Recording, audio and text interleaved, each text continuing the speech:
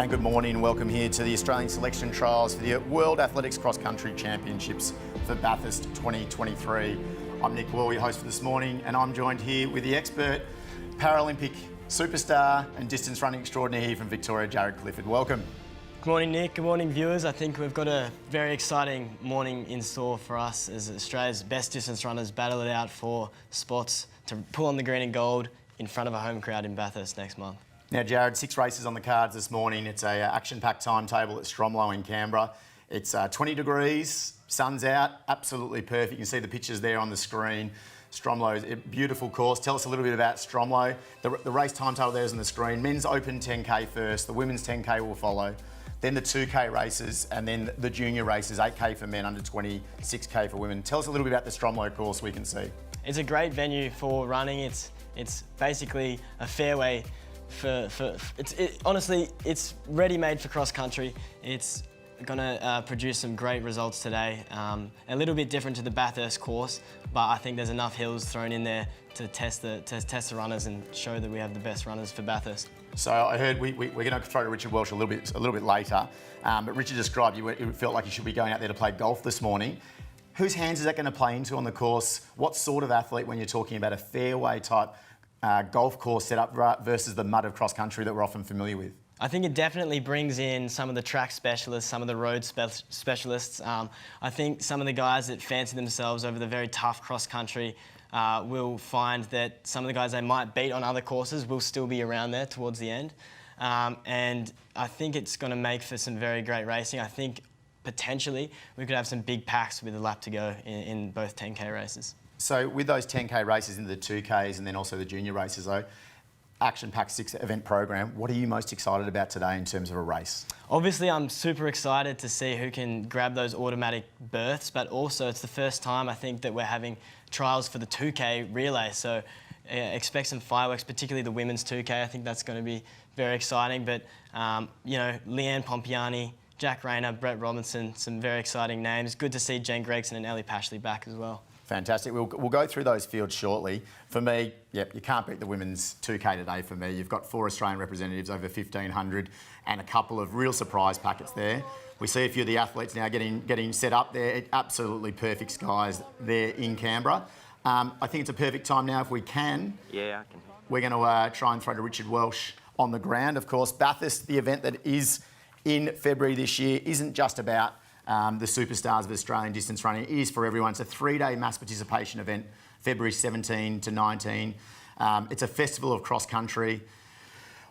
All the mass races are on the official World Cross Country course, and it's a once-in-a-lifetime opportunity, including the incredible golden ticket races on Friday, the February 17, where athletes can earn a wildcard entry into those World Cross Country Championship races the next day.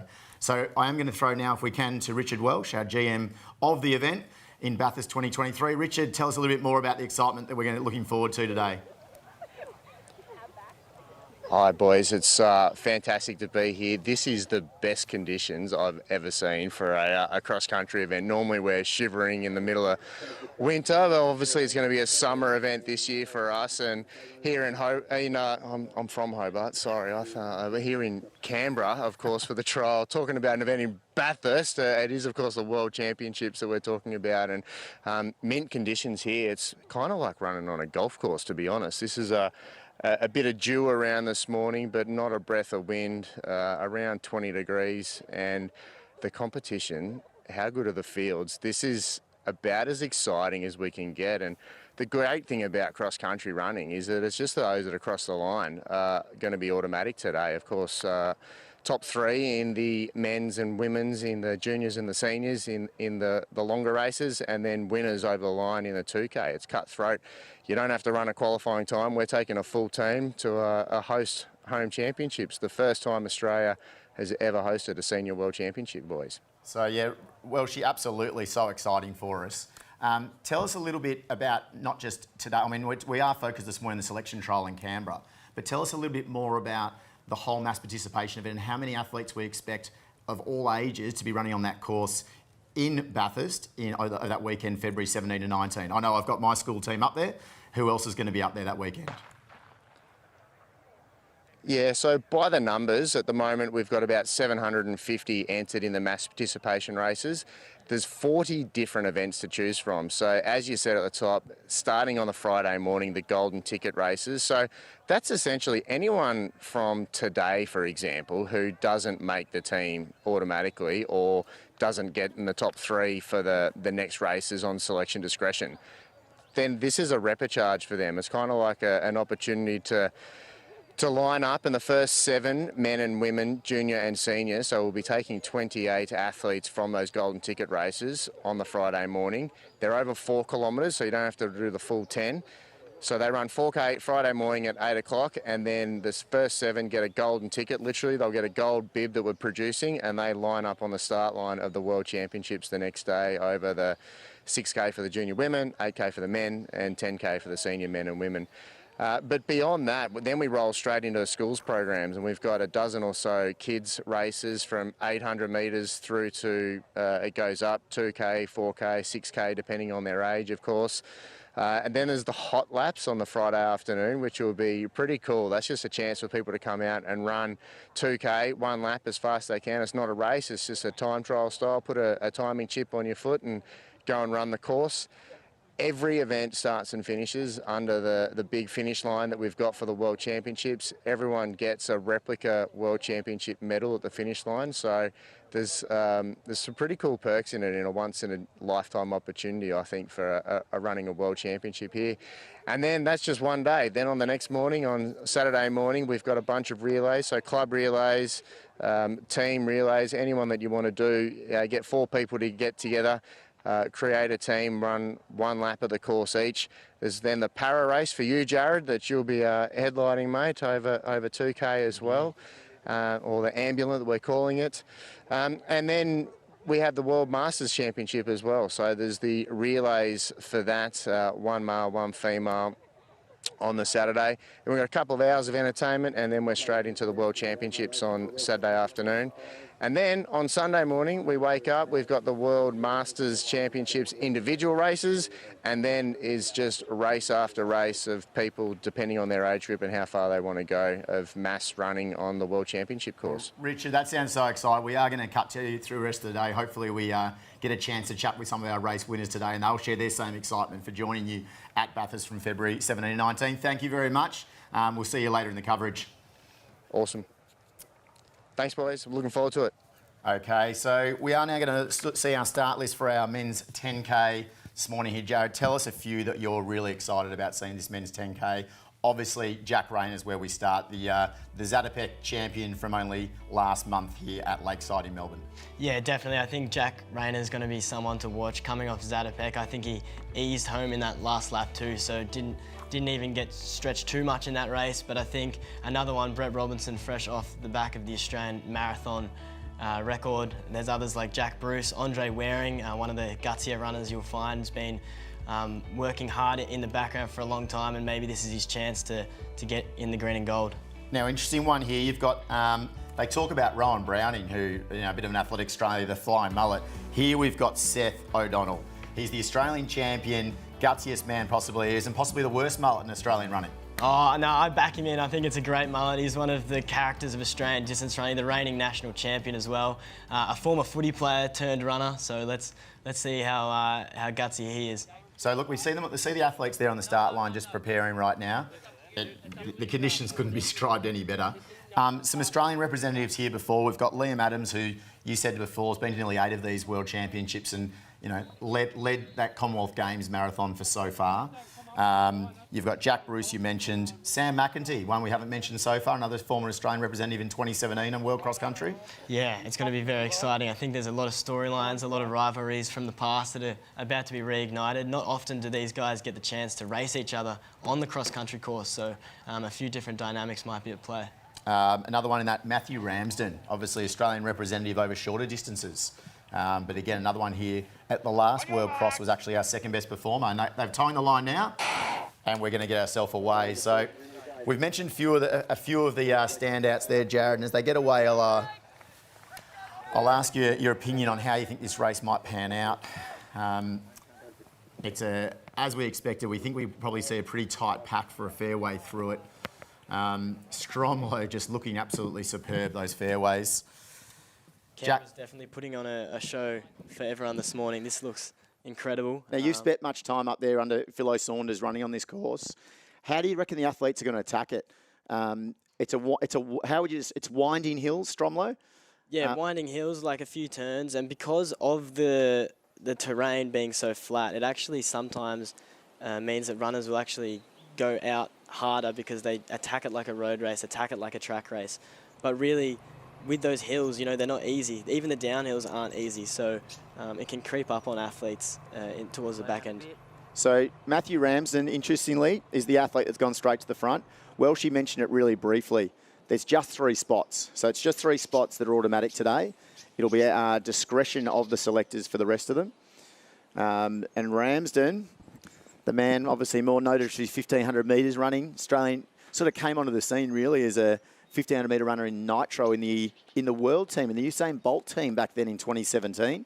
And since then, probably really has struggled to make those Australian teams regularly due to the absolute superstars we now have in Stewie McSwain and Ollie Hoare, etc. So he's always sort of having to fight for those spots on those teams. But here he's decided he's stepping up to the distance at World Cross, and he's put 20 metres on the field already here, Jared. He's absolutely throwing down the gauntlet. I know, to come up in this era of Australian distance running, particularly as a 1,500 metre guy, it's tough, as you said before, likes of Stewie and Ollie. But he does have a background in cross country, a really strong performance at the last World Cross Country Ramsden had. So this is super exciting to see some very impressive early running. So tell us a little bit here. We see a lot of turns. Stromlo, it's not your standard loop course, which might be sort of a big oval or just a couple of left hands. You do a lot of lefts and rights throughout the course. How do you like to attack these corners, Jared, when you're trying to surge away from a pack like this, when you're trying to make a break? Yeah, I definitely think if you're good at corners, you can use it to your advantage. I think a lot of people will try and, particularly in the big pack, they'll just try and get around them. They'll let someone else maybe get to the front. But if you've got clear running around the corners, you're probably going to pick up to a second around each one. Ramsden made his move just before on the really steep part of the course. So that's pretty gutsy thing to do in that first part of the race. So yeah, he's put about 5 seconds on Australia's fastest tradie there, being Liam Adams. So Liam Adams is the only one at the moment from the pack that's trying to chase him down. So it's probably then about another 3 or 4 seconds back to the chase pack, of which we have, unsurprisingly, probably about 30 of the other 40 athletes. So nice downhill section here. You see Ramsden flowing beautifully along. Yeah, he's looking really good, and this is obviously a pre-race plan that he had, considering how early he's taken off, and I think he's caught a lot of the other guys by surprise. Liam, someone that would normally perhaps latch on, might not have been expecting it to happen this early, but he's starting to try and bridge back that gap to make it a group of 2 at the front. Yeah, and what'll be interesting here is, it's very early, as we suggested. It's only just over a K into the 10K race, but Robinson and Rayner, the 2 who came first and second at the last trials 3 years ago, it was actually Robinson there, and Robinson was then our highest finisher at the World Cross Country as well in 2019. If Adams or any of these other athletes can join Ramsden out there and make a breakaway, it only leaves that one automatic spot behind them. So do you think this pack is going to let them go, or do you see this closing up at some stage like we do those pelotons in the cycling the same way we typically see? Well, there's got to be a lot of nerves in that pack right now, because at the moment, yeah, as you said, those automatic spots, perhaps, I know it's early days, but they're going up the road, and sometimes the peloton might let the leaders go, but when it's the likes of Matt Ramsden out the front, I don't think a lot of them will feel very comfortable with that lead. So we're 10 seconds, Liam. So Ramsden to Liam is a 10-second gap, and then it's about 7 seconds back to the chase pack. So that 17-second gap, a K&a-half in, that's a massive laying down the gauntlet, as you said here from Ramsden. And you see what's fantastic here in Canberra is the crowds have come out to watch the trial this morning. It's a perfect conditions to run. It was 30 degrees at about midnight still last night in Canberra, but it's woken up, and they've woken up to 20 degrees, no wind, sunshine, and the local ACT fans come out to watch some amazing distance racing. Yeah, so they've just reached the top of one of the tougher hills. It's a long one that actually the gradient gets a lot higher as you go, but now onto that flat bit. And then there's a chicane coming up, and we're getting to the latter stages at the end of the first lap. So 2K loop, correct, Jared, up there that they're using this morning? So 5 2K loops, correct? I think it's 2.5K loops. So 4 2.5s, Yep. all right. So lots of options, obviously, at Stromlo. You've trained there plenty of times, as you mentioned. Yeah. I imagine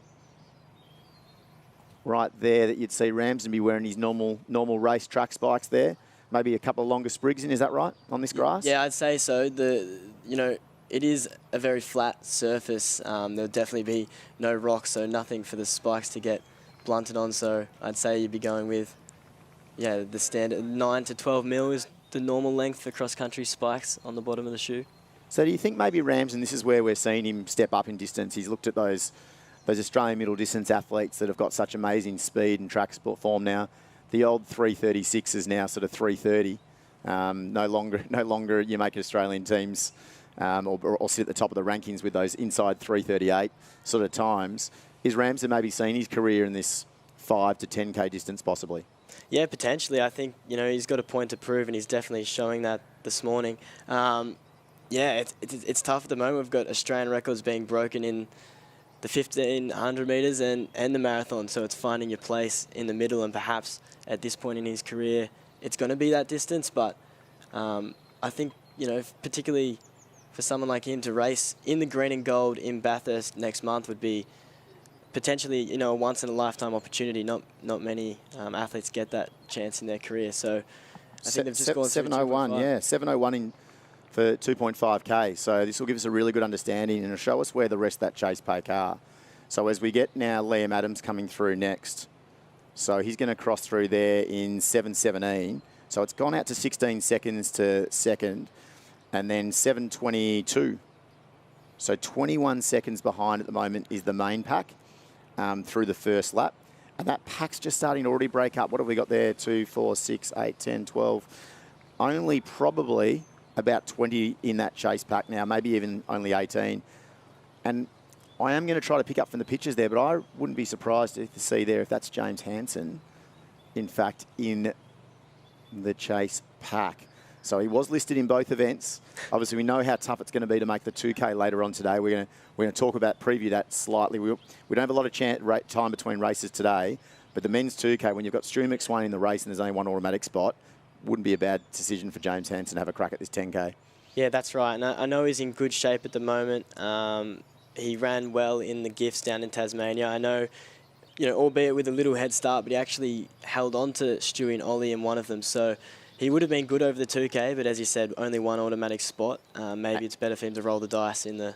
And you assume with the discretionary selection, it's pretty hard to leave the Commonwealth Games champion for the 1,500 out, Ollie Hoare, who came back to Australia and visited to those Tasmanian gifts, as well. She's so well hosted down there in Tassie. The two boys, Stewie and Ollie, shared the wins, one win each. But James Hansen, you're right, he had 40-metre head start on them, but he was finishing strong with those boys through the finish line. So if it is him there, which we'll find out shortly, we've now got two more joining Liam, so we'll wait for a camera shot there to tell us who's rolled onto his heels. But it's a chase group now of 3 trying to close down on Matthew Ramsden, who sits still about 15 or 16 seconds ahead as the next pack's now suddenly opening up. So very quickly this field has realised the urgency of that lead that Matthew Ramsden has, and they're going to try and run him down. Yeah, I think, with the pace that Ramsden has gone out at here, I think a lot of the runners, particularly in that second and third packs, it's almost just about getting to the finish line as fast as they possibly can now because the pace is on. So, it is one thing to say, well, maybe they should be responding to that move, but also when it's an athlete like Ramsden, it's not really a choice for some of the athletes to be able to just keep up with him. So it'll be interesting to see how that second and third pack go. So I reckon that's Ed Goddard, one of those athletes now in that chase group. Yeah, that wouldn't be surprising. He's another runner that is pretty renowned for being a gutsy runner. Doesn't mind backing up a couple of marathons in a short span of time. Jack Rayner also sits there. Now, in fact, now Rayner and Robinson who've moved up. So Rayner and Robinson are now gone with Liam Adams. So not surprisingly, they're now the two that are chasing down Matthew Ramsden are in fact the Australian marathon record holder and the Australian 10K record holder. What an amazing effort that was by Brett Robinson last year, Jared, to take down the famous Rob De Castella Australian record. It stood the test of time. It was nearly 40 years old, and it was terrific to see Brett Robinson rip that one out last year, the same year that Jack Rayner took the 10K record. Yeah, it was a very impressive performance, and I think the way Robinson had been running marathons in the past, everyone knew that one had to stick at some point, going through the first half quite quick multiple times, and a few of them just weren't quite happening, but finally got one that stuck. And you know, Robinson started his career in Canberra as a 1500-metre runner, going to the World Junior Championships, and then you know, Olympic finalist over 5K, now the marathon Australian record holder, and potentially, you know, Rayner said it after Zatopek, the Australian men's team, I think, does have a very strong team medal chance on home soil with that advantage. And so these spots are obviously very prized. But that second pack, group of three, you know, if getting towards the end of the second lap, someone's going to have to make a move at some point in the latter stages in that pack. So we are at Canberra watching this morning. We've given you a lot of information about Canberra, but where these guys are racing will be Bathurst. So Mount Panorama, known for its touring cars or all sorts of race cars up there. The old 24-hour race in terms of also sort of the Bathurst 1000 on Mount Panorama. Now, athletes won't quite be going to the top of Mount Panorama, but they are using some of the hilly sections of Bathurst. How exciting is to host a World Championships here in regional Australia and have 3 days of racing where all Australians can get involved? Yeah, I think it's a great opportunity for Australian athletics fans, Australian sports fans, but particularly Australian distance running fans to go out there, watch the best in the world. As Richard was saying before, there's 3 days to get involved. You could actually potentially run a race on every single day if you were up there and get on the course. How many times do you get to run the same course as the best athletes in the world? I think that's exciting. And as you said, in a regional centre, I think after the last couple of years, to be able to host international events in regional parts of Australia is really important as well. So only 2.5 hours from Sydney, so no doubt there'll be plenty of spectators come out for that weekend to watch those races. Only $35 a ticket for general admission for spectators. I know they talked about the beer tent at the last World Championships when they ran over there. This time, though, Australia is talking about having homage to our beaches, some Indigenous culture. There's going to be all sorts of things on the course. I know Tom Thorpe, I spoke to at the Australian All Schools, was very excited about some of the Australian uniqueisms that were going to be on this course in Bathurst. And for you, Jared, something close to your heart, there'll be a para mass participation race as well. Yeah, I think that's something that I raised when Australia was first announced as being a host for this championships. Para-athletes don't have a world para cross country, and you know there are some logistical complications with that, but for Athletics Australia to really get behind the idea of having the best para-athletes, and not just the best, but para-athletes of all abilities, to be able to race on the same day as one of the last events before the main World Championship program. It's a great opportunity for us to showcase what we're about, not just to the world, but to Australian sports fans. And I think one thing that I got to thank throughout my career is the massive support I've had from the Australian athletic community, the Australian distance running community. And there's a lot of young guys coming through. So definitely, if you're out there on the Saturday morning, get out on the course and cheer us around. It's a 2K race. Yeah, so look, more information for tickets and also for mass race entries are available at worldathleticscrosscountry.com. Please have a look. It's an amazing opportunity here in Australia. A once in my lifetime, or you know, hopefully maybe we get one back again, but certainly the first time ever. So please make sure you check that out. So 14.23, so the pace has dropped off there. So a 7.01 first lap for Ramsden and now a 7.22 second lap. And the gap is closing because 7.22 was what Jack Rayner went in through first time. And now he's going to cross there in 14.38, which tells you he's just gone 7.16 for his second lap. So he's taken 6 seconds out. The chase pack is Rory Hunter now has moved up into 5th position there. Jared, another one of Dick Telford's middle distance stars who's looking at the longer race today. Yeah, so Rory would have run hundreds, maybe even thousands of kilometres around Stromlo. This is a home ground place for him. National medalist over the 1500 metres, so definitely stepping up in distance. But, you know, Stromlo, it's a bit about knowing the course, you know. Ramsden's coming up now to one of the toughest parts of the course, and I don't even know, these shots are amazing, but the gradient, I think in maybe this shot now you can kind of get a gauge of how steep that little hill is, but it'll be telling to see how Ramsden's handled the early pace that he set himself on how he attacks this hill. Yeah, you're right. The hills are, I think, really misleading for the viewers at home.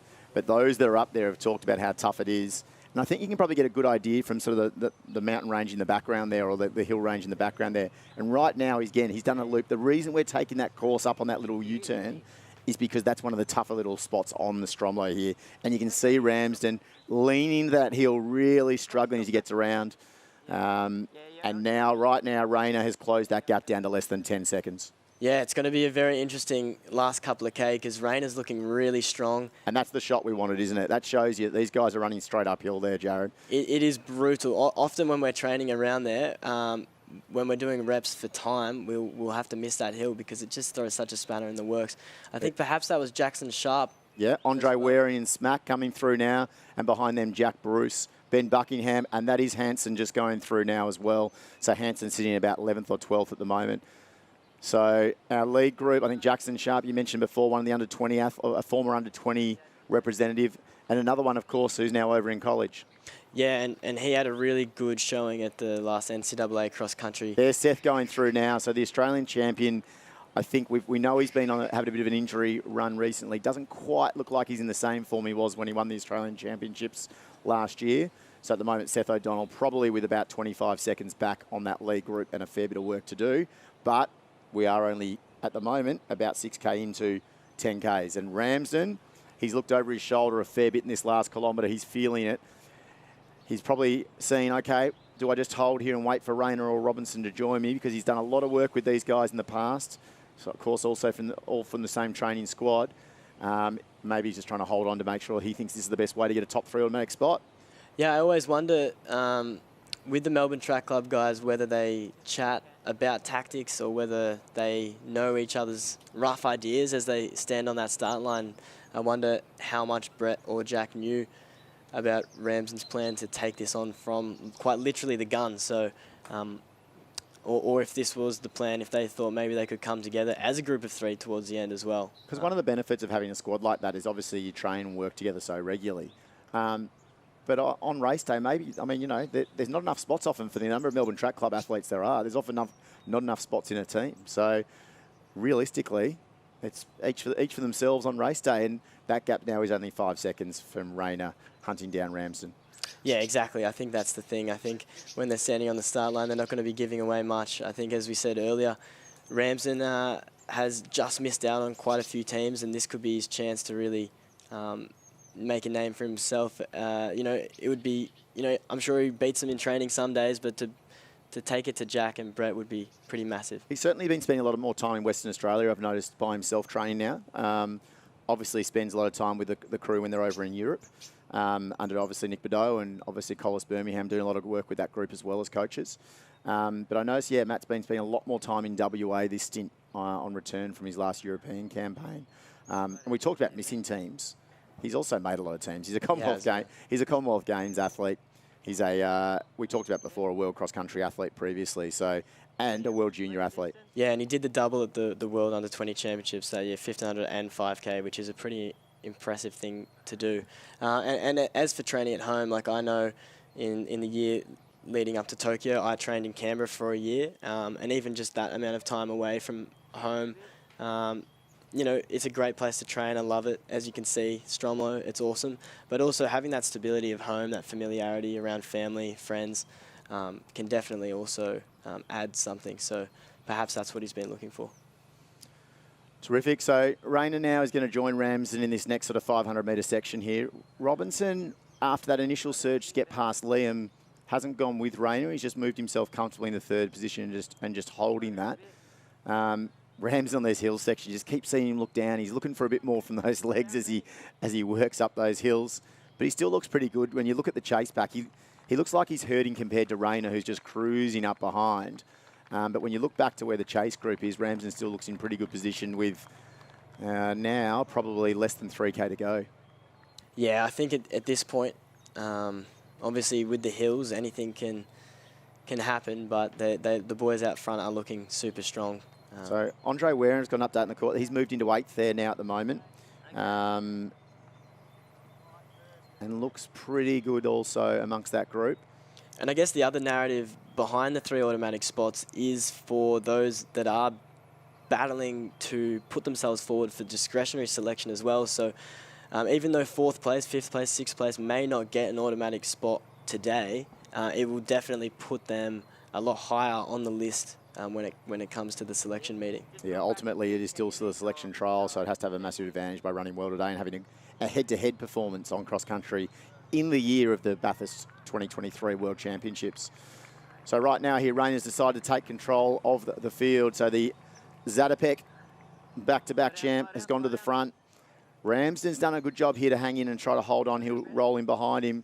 And as we see behind him now, Robinson closing a little bit, or more importantly, moving away from 4th and 5th place there at the moment, Jared. Yeah, and it was interesting to see Rayner make that move around that chicane part of the course. I know when the legs are tired, it's quite difficult to keep your legs ticking over. You have to really concentrate a lot harder than when you're running on the straights, but they are coming up to 1 lap to go. One thing that might actually help Ramsden here is the fact that he's got some company. So even though he may not have wanted to be caught, having some company might also allow him to pull even further away from 4th place.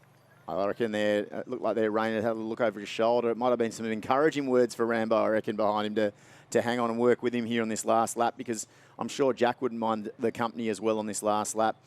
So 21.59 going through. So we've gone a little bit slower there on that lap for Jack, and Ramsden has faded significantly, but most importantly, still up in that top 3. So Ramsden's gone 7:01, 7:22, 7:36. Jack's gone 7:22, 7:16, 7:21. The action behind is still now really interesting. There's Liam Adams coming through, rolling through. We're just waiting for a few more in that top 30. There's Andre Waring. So that's Liam Adams in 6th, Waring in 7th. I've just missed. And then McEntee and Jack Bruce are in that next group, just inside the top 10. So there's a couple there I'm just trying to pick up in 5th and 6th. I'm hoping we can roll back at some point and work out who those 2 athletes are that are just outside at the moment trying to chase Brett Robinson. Isaac Hine going through now with Ben Buckingham as well.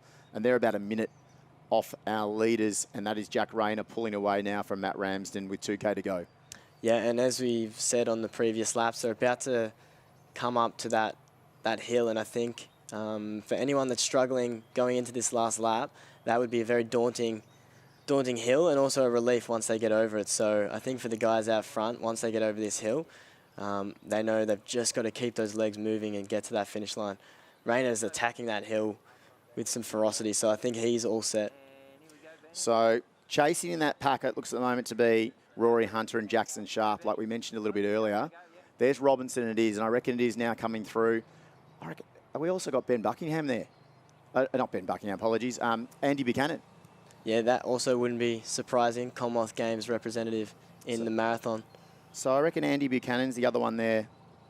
That's with Jackson Sharp, may have just dropped off, but with him is Rory Hunter. So they're the 2 that are trying to chase Brett Robinson down, and maybe they think they've even got a sniff of getting Matthew Ramsden, who is now fading away from... There's Andre Waring going through, as we talked about earlier. Sam McEntee working up the hill.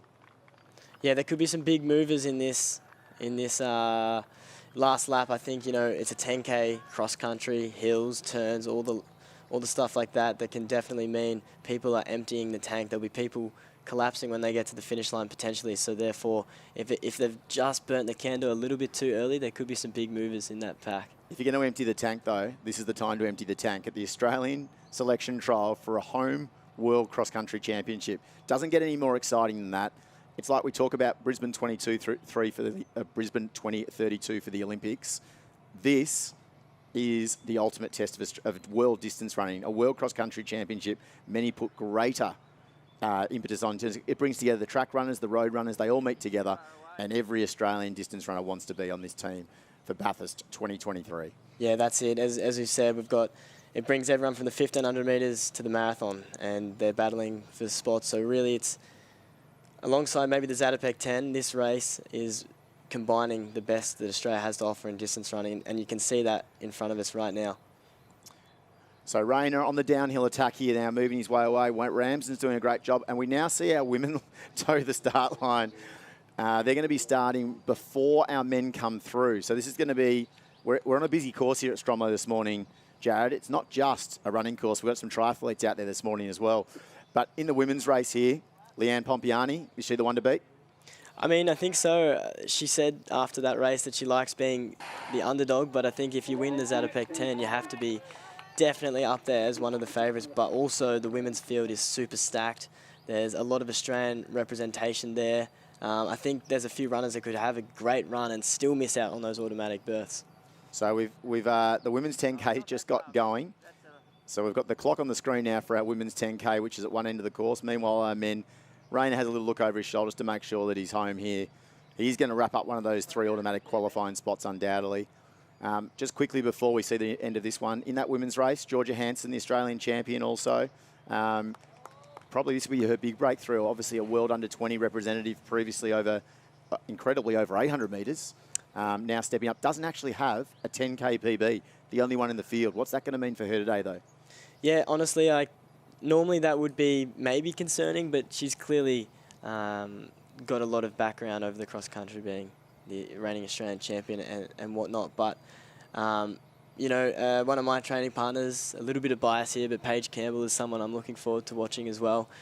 But yeah, there's so many storylines. And the big one, we'll talk about more during the race, but the mothers, Pashley and Gregson. So Ellie Pashley and Jen Gregson returning almost to their first proper race since childbirth. And we saw Jess Stenson, what she did as a mother at the Commonwealth Games, the Commonwealth Games champion in the marathon. Those 3, I reckon, are pretty exciting stories in their own right. Yeah, it's great to see them back running. It's going to be exciting to see where they're at. But yeah, as you said, very, very impressive achievement, and I'm super stoked to be able to watch them back out on the course. Okay, so some good support there. We do see Robinson still in third there in that automatic spot. The women's pack, no breakaway like we saw. We've got the Kangaroos just jumping across the screen there. Can you get more Aussie than that? I reckon if there's no Kangaroos involved in the Bathurst course, I'd be shattered. Here at Stromlo, of course, they roam the fairways and they roam this course like here. Rayner, though, now moving himself away. Ramsden hanging on nicely for that second spot. Robinson has just done a few head checks in third also. He's just going to find out what's behind him because we're pretty sure the ones hunting him down at the moment, and they're men with pretty good speed, particularly Rory Hunter in third. Rory Hunter in fourth, that is. Trying to hunt down Robinson in that third spot. Yeah, that's it. And you can tell that Rayner's definitely making sure there's no surprises later in this last kilometre now. He'd be in his last minute now. Yeah, definitely. So this is that final kick. So's Ramsden there. So there goes Ramsden. Home and hosed. There goes Robinson. He's had a little look. He's got enough of a gap there at the moment to wrap up that third automatic spot. It is, as we mentioned, it definitely is Sharp, Buchanan, and also Hunter that at the moment, they're in the top 6. They're going to have to wait for the selectors to meet together. But where those 3 finish across the finish line will still be relevant in that head-to-head when the selectors come and pick that team for Bathurst 2023. Rayner's done a lot of looks over his shoulder. He's just absolutely making sure. It's almost like he wants an MTC 1, 2, 3 just to roll across the line here together. He's just comfortably moving his way down. We're going to see him come down the finish chute very shortly here. And there will be your winner of the Australian selection trial for the World Athletics Cross Country Championships, Bathurst 2023. Jack Rayner, we'll see you there. Matthew Ramsden, you'll be joining him. Terrific run there. So 29.25 unofficial. Ramsden through just behind him. And Brett Robinson, Australia's new marathon record holder, gets through next. Rory Hunter, geez, he closed the gap late. I reckon that is Buchanan. I was right there. Sharp 6th. So just confirmed that. I didn't get a facial on Buchanan, but I'm pretty sure that was him. Wouldn't be surprising as all, as we mentioned, Jared. Former Australian marathon champion, former Australian cross-country champion himself. Yeah, definitely. That's some pretty impressive running, and another great run here by Andre as well. Andre Waring comes through next in 7th. So after that amazing run to finish second at the Zatopek, Andre Waring finishes through in 7th. So that's our men's race done. Sam McEntee rolls through now, but now the women's race. And I reckon this one's going to be very different. I reckon we're not going to have a breakaway at the same way. We did see Leanne Pompiani. We did say Leanne Pompiani have to take control. She had no choice but take control of the women's Zatopek 10K in December. She felt like the race was just going a little bit too slow, incredibly, with about 16 laps to go. And she led from home from there. And on that occasion, she ran away from Rose Davies and Izzy Bat-Doyle, who probably were the more favoured with pedigree. But the Leanne Pompiani story, it's been an exciting one. As we said, she's familiar with this course, trains in Canberra under Des Proctor. Amazingly, it was her PE teacher, Year 12 PE teacher in Canberra. And Des Proctor, I reckon, would be pretty proud and would be somewhere on that course this morning, knowing exactly where Leanne's going to need a few words of motivation. Yeah, Des is a great guy, and it's a great squad out of Canberra, the one they've got going. And I think one of the most impressive parts of Leanne's victory at Zatopek was how controlled that effort was towards the end. In fact, I think there was a period in the middle section where every lap got 1 second quicker, and she just tightened the screws. And I think even before the other girls knew what was happening, she was away. So it's very gutsy thing to lead a 10K with 16 laps to go and then hold it, but also something that is, very a handy skill to have going into a cross-country trials. Now, interesting, Leanne, so she went to World Junior Cross Country in 2015, so as a junior, then made her way to college. She went to Iowa, didn't work, returned home after 18 months, made it back onto a World Cross Country team in 2019 and showed that she's probably on the improve again. Finished 45th at that World Cross Country, and of course then COVID hit, and we probably just didn't forget about her, but we haven't seen as much of her. And that run at, you call it a breakthrough, the run at Canberra, the run at Zatopek. But the Canberra local right now, she's probably the favourite in an incredible, talented field.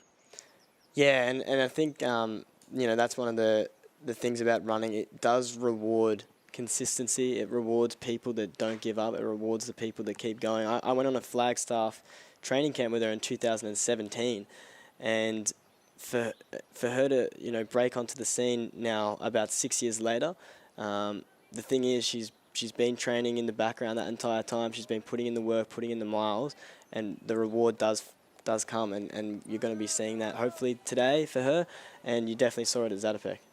So Caitlin Adams is up at that front of that group as well, another former World Cross Country representative, Jared.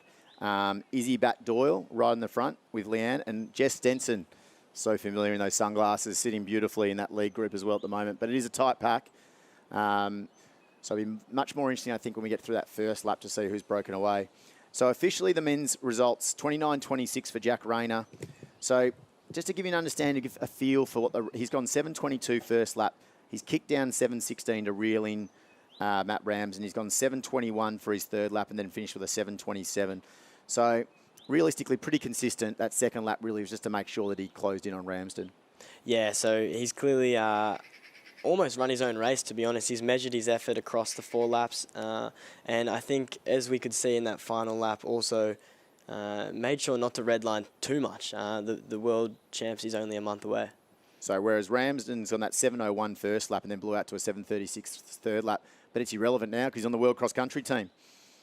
Yeah, that's it. And it's a strong team to have those three as the automatic, and the potential for the three behind them. It's a team medal, as we said earlier, is definitely not out of the question.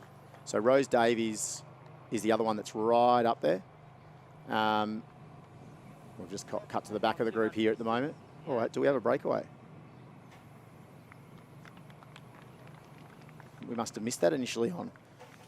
So we do have a leader here. So Olga Fursova, one of the absolute veterans of the field here, the 40-year-old, the Queenslander.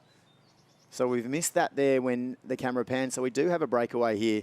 So again, Ramsden style, Olga Fursova, who we probably know the least amount, certainly the Queenslander. She ran the Zatopek. She was at the back of the group that night. She's been running a lot of the Queensland meets. She's decided to lay the gauntlet down here to this quality field. But Yeah, this is impressive as well. we say a 40-year-old, but who can say anything about a 40-year-old? We've just seen Sinead Diver break the Australian record. But Jared, I am going to cross down, I think, to Richard Welsh on the ground. I hope you're there, Welshie. I believe you've got our winner, Jack Rayner, at Stromlo, Canberra. We do. We have... We've got all three. We have our winner, Jack Rayner. Jack, how's it feel to be the winner? Yeah, great. I was second to Brett last time around, which was surprisingly 4 years ago. It was a bit of a shock when I found that out. But yeah, I just wanted to get out, keep the winning streak going. And yeah, really happy to do that again today. It's a bit unusual running a trial. Is it any different to other races? Oh, it just feels like national cross country, to be honest. But yeah, I always love Stromlo. It's such an amazing course. It's like not too often you get to run on such a nice course. So yeah, you can just kind of get your smooth running going the whole way. You don't really get chopped up at any time. So yeah, it's nice. And you're obviously happy with your form at the moment. You broke the Australian 10,000 metres and the 10K road records last year. Won Zatopek, won the trial. Must be feeling on top of the world. Are you ready to take on the world in Australia? Yeah, almost. Another 6 weeks. So I'm going to do a half marathon in between that in Japan. So looking forward to doing that and then hopefully get some new fitness from that and then take it on to World Cross. Well, Rambo, you took off really quick. Was that part of the plan to get a big lead and bank some time ahead of the boys and come across and win one of those top 3 spots today? I did want to go out pretty hard because that's what I did in Denmark for World Cross and it paid off. I ran pretty well there. And I kind of just wanted to run my own race, more or less, because I thresholded really well a couple weeks ago, and I thought I ran the pace in training similar to what I thought would get me on the team here. But I did pay the price in that third lap. I got a stitch because it's like 4 a.m. Perth time right now, so I think my stomach's like still getting ready to go to the toilet or something. Okay. Are you going to do that at World Champs? You're on the team now. You're running in an Australian team at the World Championships. Are you going to try and go to the lead pack in that too? I'll probably be a bit more sensible there because, the lead pack's going to have Cheptegei and probably Aragawa and those guys. So, yeah, I'll have to be a bit more sensible. Well done on making the team. And, Robbo, congratulations backing up straight off running the Australian record for the marathon. You took it off Rob de Castella, and now we're running on the Rob de Castella track here. It's a special month for you. Yeah, I think this whole forest should be named after Rob because I think he's did so many Ks around it. But yeah, it's been a good month for me. Struggled a little bit since the marathon. I knew I wasn't 100% fitness today, so top 3 was my goal. When Rambo took off, I was like, okay, definitely top 3. I'm not trying to win today. But yeah, I'm happy with it. It was a solid run. And so, boys, you're in the same training group and members of MTC, and now you're members of the Australian World Cross Country team. How special is it going to be to run in Bathurst next month? Yeah, I think having a World Championships at home, like most people don't get that in their career, so that's going to be very special for us. We're going to have a strong team. Yeah, so it's like a month now. I think just train hard and do the best we can. And what about the vibe here, Jack? Like, there's thousands of people here watching the trial. I mean, I can't wait to get to Bathurst. What's it going to be like as an athlete? I don't know about thousands, but it's close to it. But yeah, hopefully it looks like if everyone's going to make an effort to get down to Bathurst, it'll be amazing. It's like, yeah, can't wait. Hey, come with me on this, all right? We're selling it. It's going to be good. Good story. Congratulations, boys. Well done. Thanks. Cheers. Thanks, Welshie. Welshie, I see thousands out there. I think the boys didn't pay enough attention on the course. It looks packed there in Canberra, and Bathurst from February 17 to 19 will have tens of thousands, no doubt. Only 2.5 hours from Sydney. It's going to be very easy for all of you to get out there and get involved. Remember to get your tickets. Get your mass participation entries from worldcrosscountry.com.au. But out the front at the moment, it's Olga Fursova, who will be caught very shortly by this chase group. So she's a Czech athlete formerly.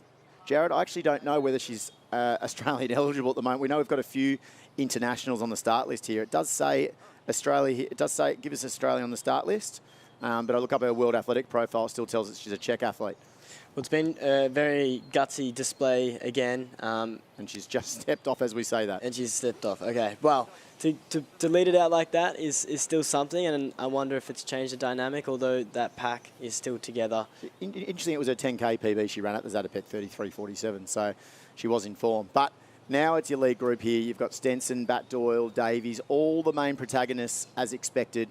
Georgia Hansen just moving onto the shoulder there of Bat Doyle in the white on the outside. Rose Davies, as we said, just tucked in behind them. No one that we didn't expect to be prominent in the finish is missing from the moment. And this is going to be, I think, a really hot women's race. Yeah, it's definitely, we're already nearing that halfway mark, and all of the main protagonists are still together, so get ready for some fire on these last 2 laps. So, Jared, we've talked about the weather this morning. It's 20 degrees. It's just probably just heating up each half hour. It might get sort of in the low 20s as the races progress.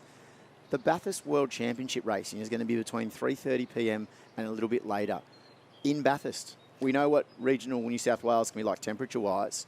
Tell us, how are these athletes going to prepare for such an incredibly demanding event in the heat of Australia? Exactly. Even on a day that's not the hottest for Bathurst, is still going to be hot at that time of day. But the other part of that is that if it does just fall in one of those pretty standard, to be honest, February heat waves, it could be absolutely brutal. And I think athletes have to prepare for the absolute worst potential outcome conditions-wise. And so those that do have access to things like heat chambers and stuff like that will be definitely using them. And I think just practicing running at that time of day as well. Yeah, no, I just think something to consider. It's going to be a really demanding world cross country on that course. And again, I did remind you again, that website is worldathleticscrosscountry.com. So check that out again to make sure you're involved in this festival of cross country, this festival of Australian sport, to host the World Championships in regional Australia, only 2.5 hours from Sydney. Couldn't get anything better. So in that lead pack now, it is slightly starting to split up. It looks like we're down to only 8 runners, includes Caitlin Adams. Also in there is Holly Campbell, interestingly. And amongst that group is Amelia Mazzadowney. So last ran for Australia World Cross Country as an under-20 athlete. And of course, she's now at college in New Mexico. But the one there, it's Holly Campbell on the shoulder of Rose Davies. Pompiani sitting just behind them. And that's Izzy Bat Doyle, Georgia Hansen. And also in that group, it is Mazzadowney at the moment, with Pashley rolling on nicely as well, the new mother. Yeah, it looks like the pack's starting to be stretched out now. Rose is looking strong. So 8 athletes. At the back of them is Pashley, but it definitely includes Jess Stenson also. So the one there with no Jess Stenson, apologies.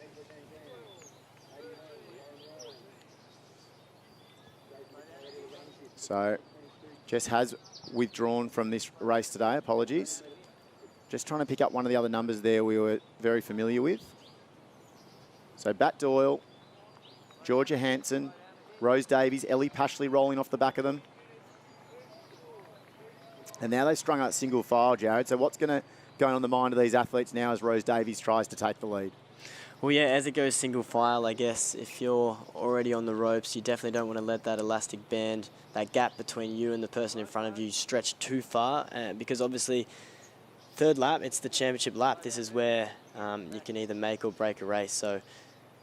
And you also don't want to get caught behind a split. It's a little bit different to the track, but you don't want to be caught behind someone that they themselves get dropped, and then you might miss that. You're so concentrating on their feet in front of you that you don't realise that the leaders are getting away. But I think so Rose is looking pretty strong as they go up that tough hill at the moment. Yeah, so the interesting one here is Holly Campbell at the moment, the one that's sitting on her shoulder. So Holly Campbell, Pompiani, Bat Doyle,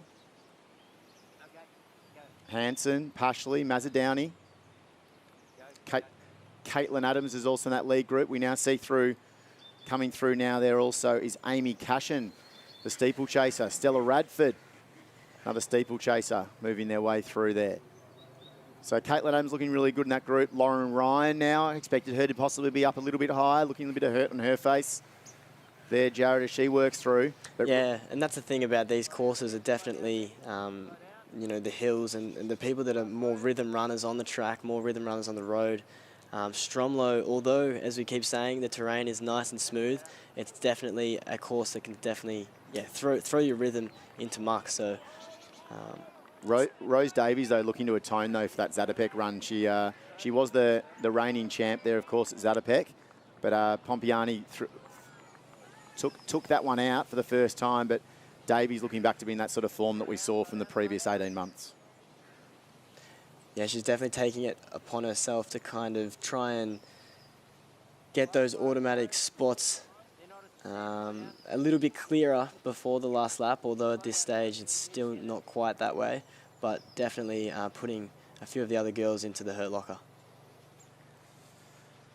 So Campbell's the one that's interests me the most here in the league group. So not a lot of form on obviously Holly Campbell over this type of distance.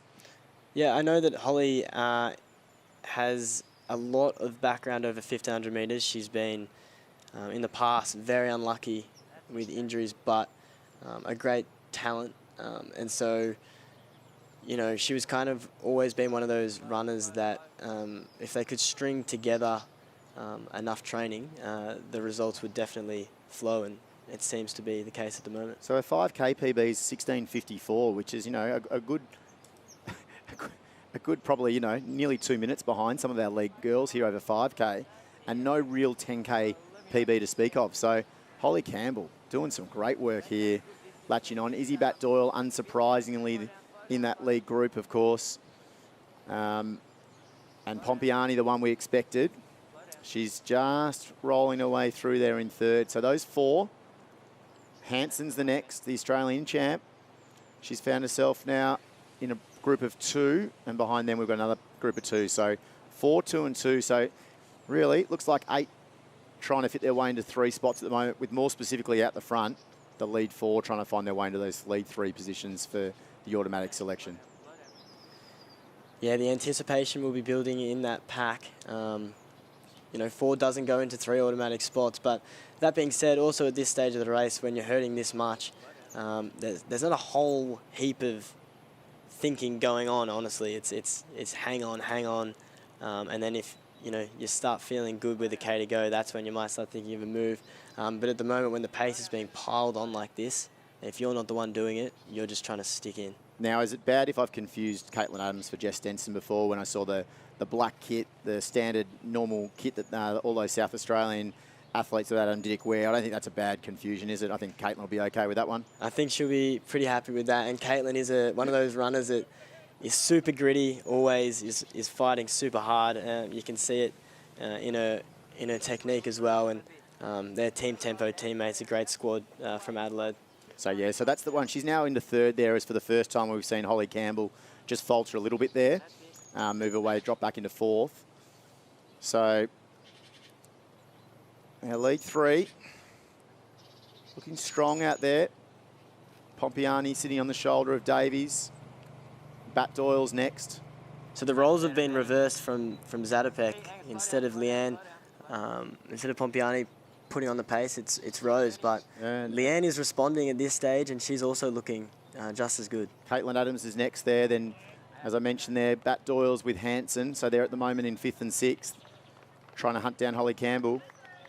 So I think we're going to see a lot of changes in this women's race. Potentially the top 2 might move away, but the rest, there's a real change of speed amongst them. At the moment there, you see that gap's opened up to about 10 metres back to Adams, about 20 metres back to Campbell.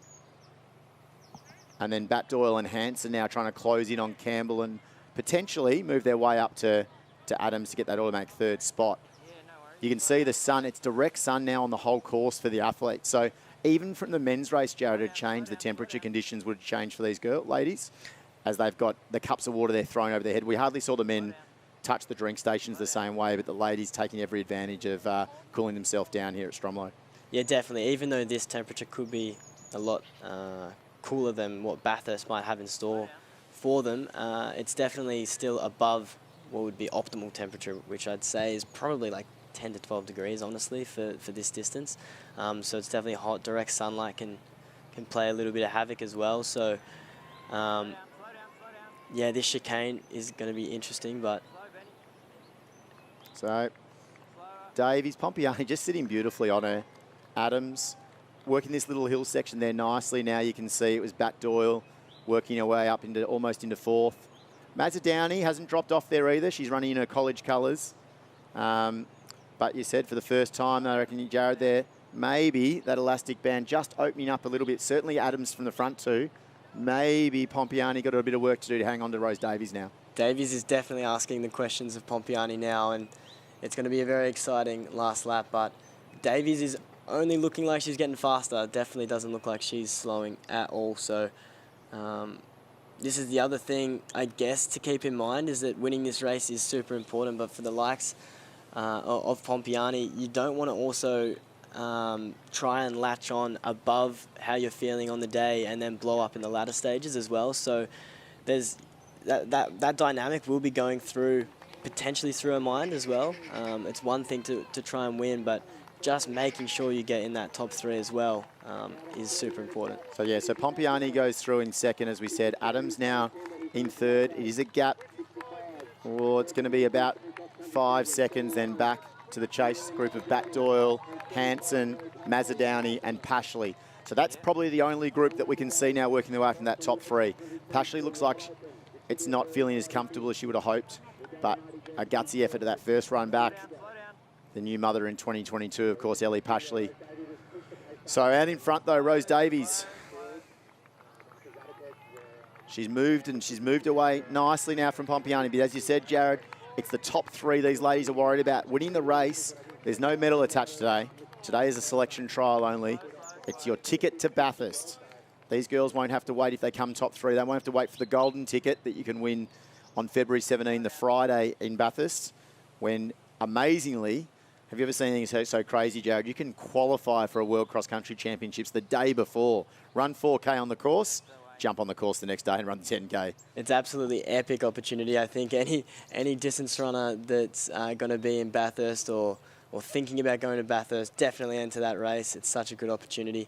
And honestly, kudos to anyone that does get that golden ticket for backing up, because that's a pretty brutal backup, but who wouldn't? Great opportunity to take on the best in the world. And a reminder, Richard mentioned this morning how tickets were selling fast already for Bathurst 2023, both for entries.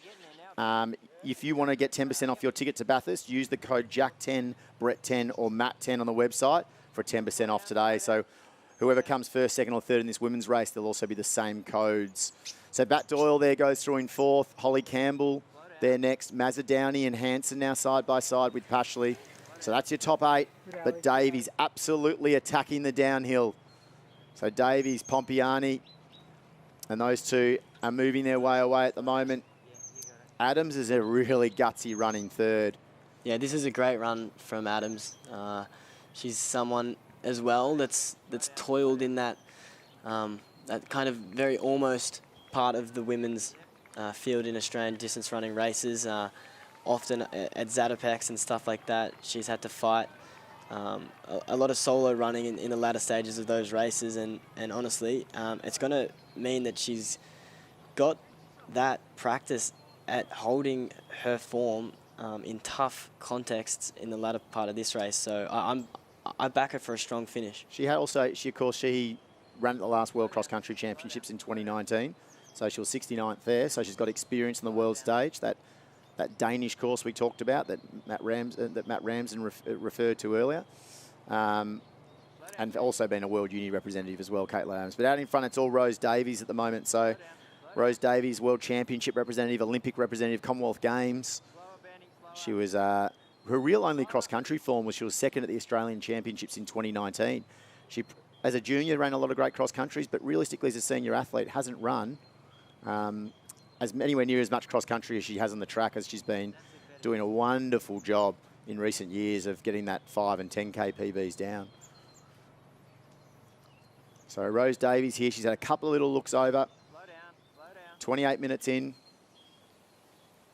You can see she surges on the downhills here. She almost gets right up onto the heels of the buggy. Yeah. I mean, I want to say that she's attacking the downhills, but the way she's running, it feels like she's just attacking in general, with uphill, downhill. She's looking very strong, and, you know, there's one more really tough hill left on this course, and it's coming up in the next 500 metres or so. And once you're over that, if you've still got a decent margin, you'd be backing yourself in to hold on to the finish line. So realistically, the field running to probably sort of close to the form. We thought Pompiani might be the one that might get away from after Zatopek run, but Rose Davies is showing that she just wasn't quite in the same shape at Zatopek this year as she'd been the previous years. She's probably needed the extra month to get herself right. Not a bad year to get yourself right, to spend an extra month and be ready and prepared for a World Cross Country Championships on home soil, of course, in Bathurst. Now, the race for third looks like it might be just starting to heat up a little bit. Adams is still in that spot, but our fourth place getter is making some little inroads. It's going to be a tough last kilometre or so, but that Adams only has now probably about 5 or 6 seconds over the chase group. And I reckon it might be Bat Doyle with Hanson, Mazzoudani and Campbell the next in that group. So it could be a battle of the South Australians for that third spot, if it is Adams and Bat Doyle, which will be, I'm sure they'll enjoy that rivalry. I know they race a lot at the state championships over in South Australia, which are really good meets. I know one of the things that I think South Australian running is renowned for at the moment is that when they have a race, they go for it. There's not much mucking around. So I'm not surprised that these two are fighting for that automatic spot.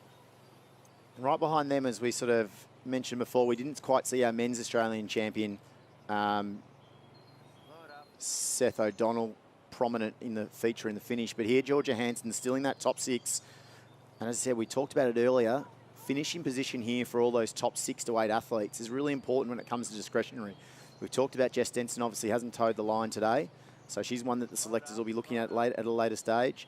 It'll be interesting to know who also may have nominated, whether Sinead Diver might be one of those athletes that's put her hand up after such an incredible year last year.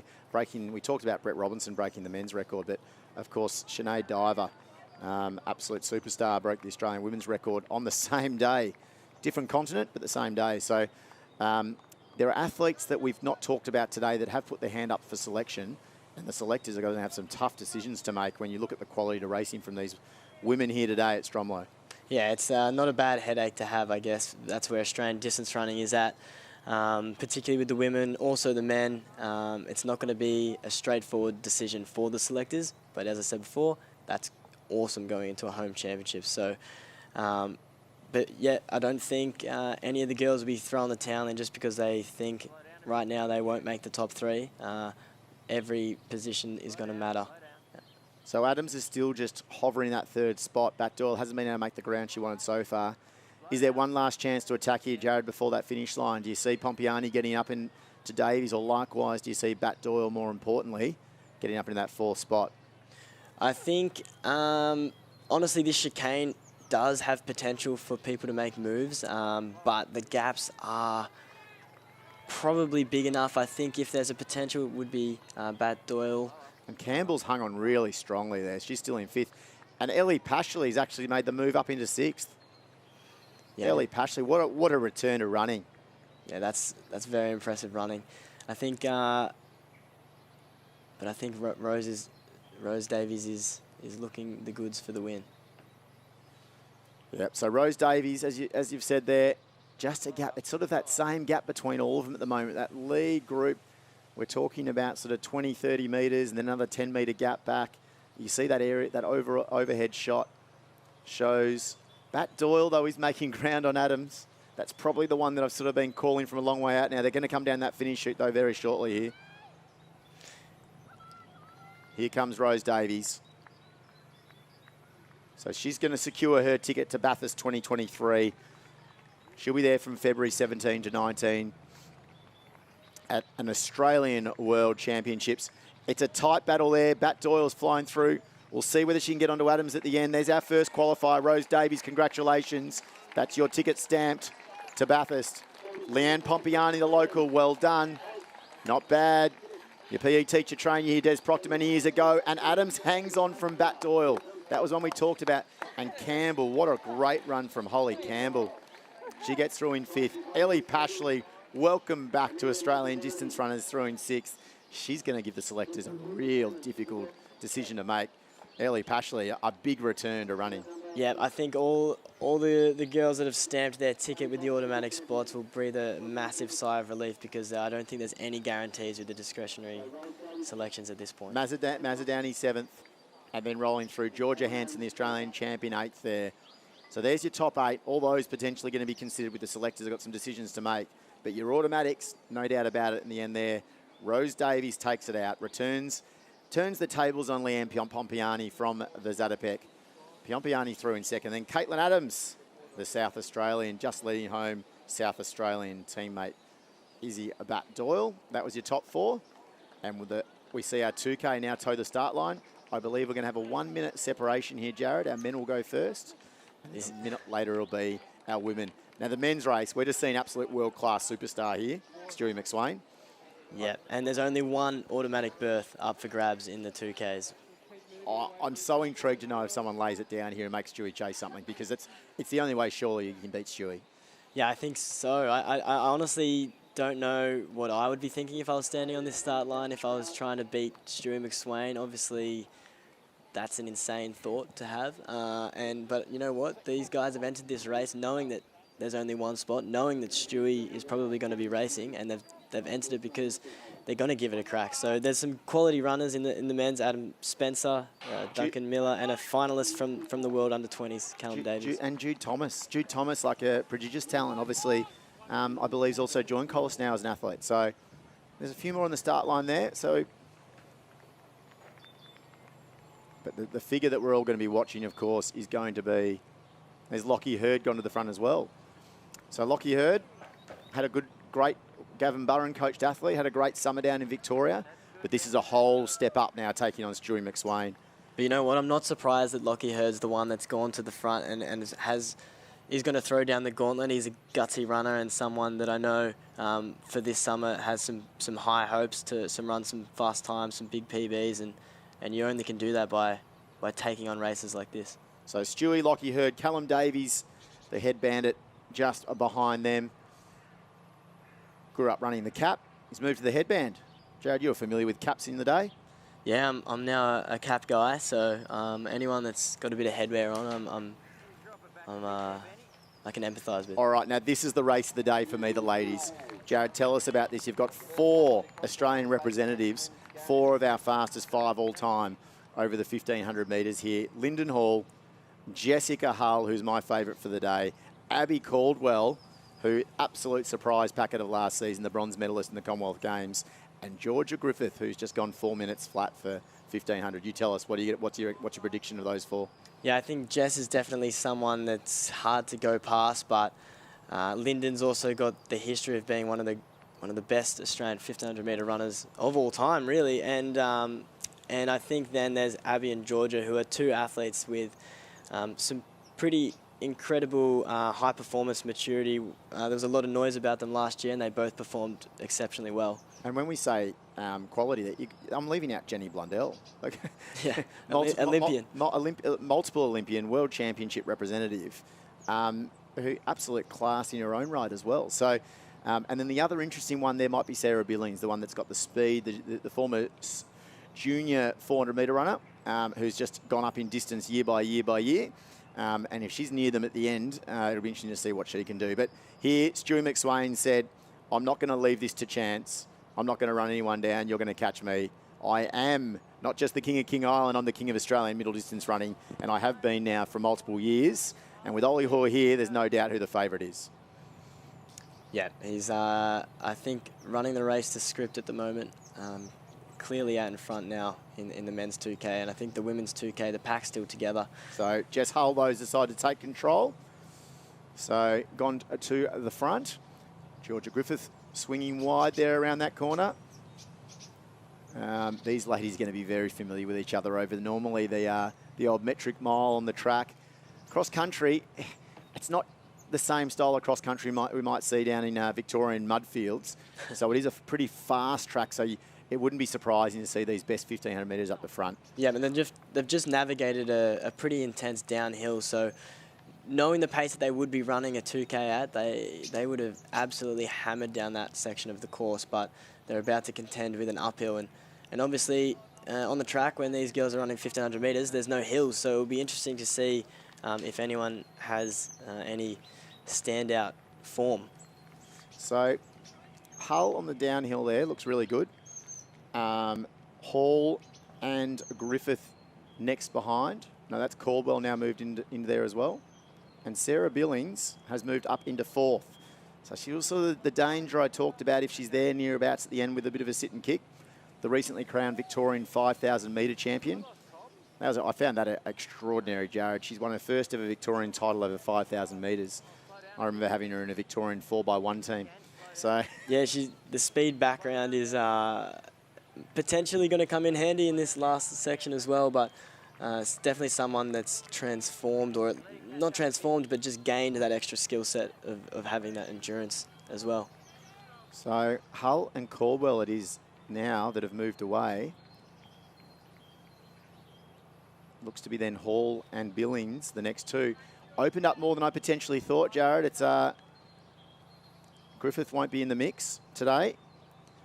She's trailed off the back of that group, but at the moment, Jess Hull saying the automatic spot's the one I want, and Abby Caldwell saying I'm just going to continue that incredible 2022 form. Very unlucky, of course, not to make Tokyo. She did qualify. Men's race finishing now. Stu McSwain's going to take that automatic spot. So we're not saying that race was less interesting than the ladies' race, but we were pretty positive Stu McSwain wouldn't be beatable today. And he's going to win that in 5:07, Jared. Stamp his ticket to Bathurst. I imagine, I'm not going to say definite, but I reckon Stu McSwain will be joined by Ollie Hoare on that team. Callum Davies through next, and then it looked like to be Jude Thomas and Lockie Hurd. So Stu McSwain will be in Bathurst 2023. For those watching at home, your chance to join them is to get there either to run one of the incredible races across the 3 days or to get there, buy your tickets and be a spectator at what will be the best celebration of Australian distance running we have ever seen. And that is worldathleticscrosscountry.com. And if you want to get 10% off your tickets, do that today. Go to the website and use the codes Jack10, Brett10, Matt10, or likewise, you can use Leanne10. Of course, Rose 10 or Caitlin 10, as it looks to be Abby Caldwell making a break on Jess Hull. We just talked about Gavin Burren and Lockie Hurd, his coaching relationship there, but this is one that he's had for a long time. Of course, Abby Caldwell was mentored as a junior athlete by the legendary Tommy Kelly in Melbourne before his passing, and then Gavin Burren's done an incredible job in recent years. And are we seeing the absolute rising of the brightest star in female distance running here, Jared Clifford, as Abby Caldwell?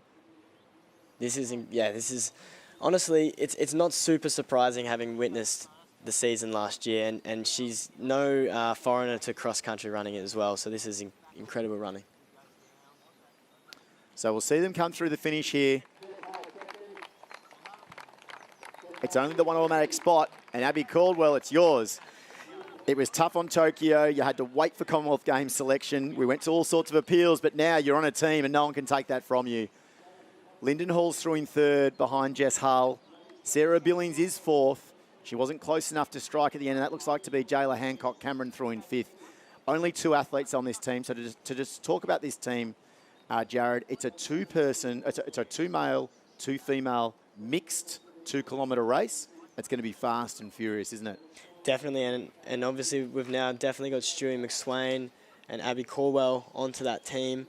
Plus, the discretionary selections are going to be, you'd think it would be Ollie Hoare most likely in the men's race. The women's one is honestly up for discussion, and whoever they choose for that second spot, that team, 4x2K, the Australian team, even if it wasn't on home soil, honestly, would have a very good chance of taking out the gold medal.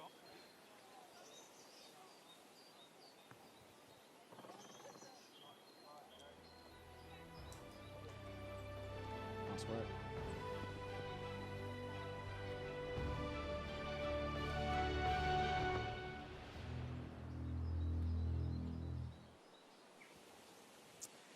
So Jared, men's 8K under 20 races next. So we just talked about then of seeing Abby Caldwell rise through from being a prominent junior to just now being an absolute senior star potentially in 2023. Who's going to jump off the page here in the men's junior race that you expect that we should be watching with a bit of close interest? I mean, you've got to mention the name of Cameron Myers. To be a senior Australian champion at the age of, I think it was 16, is very impressive. Zatopek under 20, 3K champion very recently, and he's a lot younger than these guys, but he's also someone that has trained a lot also on this course. So once again, that home ground advantage will come into play, but there's a lot of others. Archie Noakes. Yeah, so Archie Noakes, coached by Charlotte Wilson, of course. They did an extraordinary double recently at a Victorian Milers Club meet. Noakes won the men's and Charlotte won the women's. I don't think that's been done before, coach and athlete on the same day. Logan Janetsky, so coached by Tim O'Shaughnessy here. We talk about Deeks' record going in the Australian Marathon. A bit of a legendary APS record in Melbourne. It's a Victorian schoolboy event, but Rob De Castella had held that record for, again, over 40 or over 50, nearly 50 years, and Logan broke that. And he's the reigning Australian under-20 champion as well from 2022. Yeah, and I think another name to mention, a couple is Cale Mulholland. He had a really impressive run at the Zatopek under 23K. And then also, I think it was Cameron Gorman that led out that race. So, if he's someone that takes it out early, I wouldn't be surprised. And the other Australian representative in the distance from last year's Colombian under-20 championships is Flynn Pumper. So the steeplechaser from Queensland, coached by Jaden Russ at Brisbane Athletics. So another one of that group here that might be prominent in a finish. So again, the juniors, we know they change from year to year so quickly. These athletes are all developing, and it is Logan Janetsky, the one that's gone to the front so far. And I think now, Joe, we're going to cross down to Richard Welsh again on the ground with our women's place getters. Yes, absolutely. Thanks, guys. We've got the top three from the senior women's. Rose Davies, you've won the trial. You're in the team. Get ready to run in Bathurst. Yeah, super happy. I've been focusing on this for a while, so yeah, happy with that automatic selection. Talk us through the race itself. Pretty hot out there, but how did it pan out for you? Yeah, the heat wasn't too bad. We're on pretty early, so it's definitely hotter now, but it was quite slow the first 5K, so I thought make a move, split the field apart, and yeah, I just try to hold the gap and hope to get the win. What do you do specifically to prepare now that you've got a home championship in a month? I know the Bathurst course is quite hilly, so I guess just focusing on, hills and just keep doing the same training I'm doing. Well, congratulations, Rose. Leanne, you must train out here all the time. You're a local here in Canberra, and it's paid off. Second automatic selection. That must feel amazing. Yeah, that was the goal. Top 3 automatic. That's been the goal since we heard it was going to be in Australia. That's been the goal. So Canberra is sort of a good place for it. We've got hills everywhere. So yeah, very happy with that. And it's not very often that I get friends and family to come and watch. So it was nice. You're in amazing form. Of course, you won the Burnie 10, you won Zatopek, second here. What sort of goals do you set yourself coming in for a world championship on home soil? I think aim high. Top 20 would be good. Let's aim for that. Be competitive. We've shown in the past that Australians can be competitive at cross country. So yeah, we'll keep that going. And Caitlin, congratulations. You've made the home team as well. You must be enthusiastic right now. Thank you. I'm really excited now that I can actually gather my thoughts and feeling okay. But yeah, like the girls have said, this has been on my mind for the last 3 years, and everything that I've done in racing and training and prep has been leading up to this race. So I've certainly had, the last week, my mind's just consistently been thinking about this race. It's been pretty nerve-wracking, but I'm so glad that it paid off today. There was no chance to back off. It was close. Were you nervous in that last lap? How much did you want that third place to get the automatic spot? Yeah, look, I knew that fourth would still be pretty respectable and potentially would still get me on the team, but I was so determined to get third. At the last trial, I got the automatic placing as well, and I just know how good that feels to tick it off and not have to worry about it anymore. I know Izzy's such a tough competitor. We live in the same state. We do a lot of running and see each other all the time in races together. So it was so good to have her there, but also I know that she closes pretty well, so that was pretty terrifying, but I just dug deep. So like we did for the boys, we've got Rose 10, Leanne 10 and Caitlin 10 set up as discount codes for people to enter and come and watch in Bathurst. Who's going to get the most people to use their code? We'll let you know. Congratulations, you were competitors today, you're now teammates. You've got a month to get ready, girls. Good luck. Well done, guys. Thank you. Thanks, Welshie. What a amazing lineup we have. And again, he's reminded you to don't forget to get those tickets at worldathleticscrosscountry.com. Get up there and spectate for only $35 for the weekend, 10% discount if you use those codes of all of our winners today, first names plus the number 10 at the end. Lead group here, Jared, it's certainly been controlled by the Victorians at the moment there in Archie Noakes and Logan Janetsky. But also in there I've seen Oliver Bolts, the Queenslander, Lockie Cornelius, another one of those Brisbane Athletics runners, Hayley Cram, the tall runner there, one of the tallest figures on the left of screen, you can see. And between them, the athlete you mentioned earlier, it is Cal Mulholland. He's in the black singlet, just sitting behind the two Victorians at the moment. So lead pack, unsurprising. I haven't picked up on Myers so far, but the group at the moment is 20, so it wouldn't be surprising to see him in that group. Yeah, I think those Victorian boys have done a lot of racing one-on-one, not just at the national level, but at the state level. And I think whenever those two are going against each other, there's often fireworks. But add in the likes of the guys from the other states as well. This is going to be a cracking race. And I think the first lap was a 1K loop. Now they're potentially onto a 2K loop. Yeah, I was trying to work that out, Jared. It was 2.5s. It was a 2:54, so yeah, it must have been a 1K loop to start with. Now, whether we're going to go 2.5, are we, for a couple of laps and then finish on another shorter one? We'll see. We'll see what they've done on the course. We don't have that in front of us. Apologies. But Kalmar Holland, it is the South Australian now, just sitting between the two Victorians, Logan Janetsky.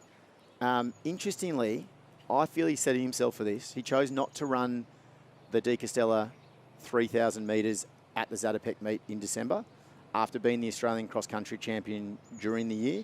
I reckon this is the race that he wants.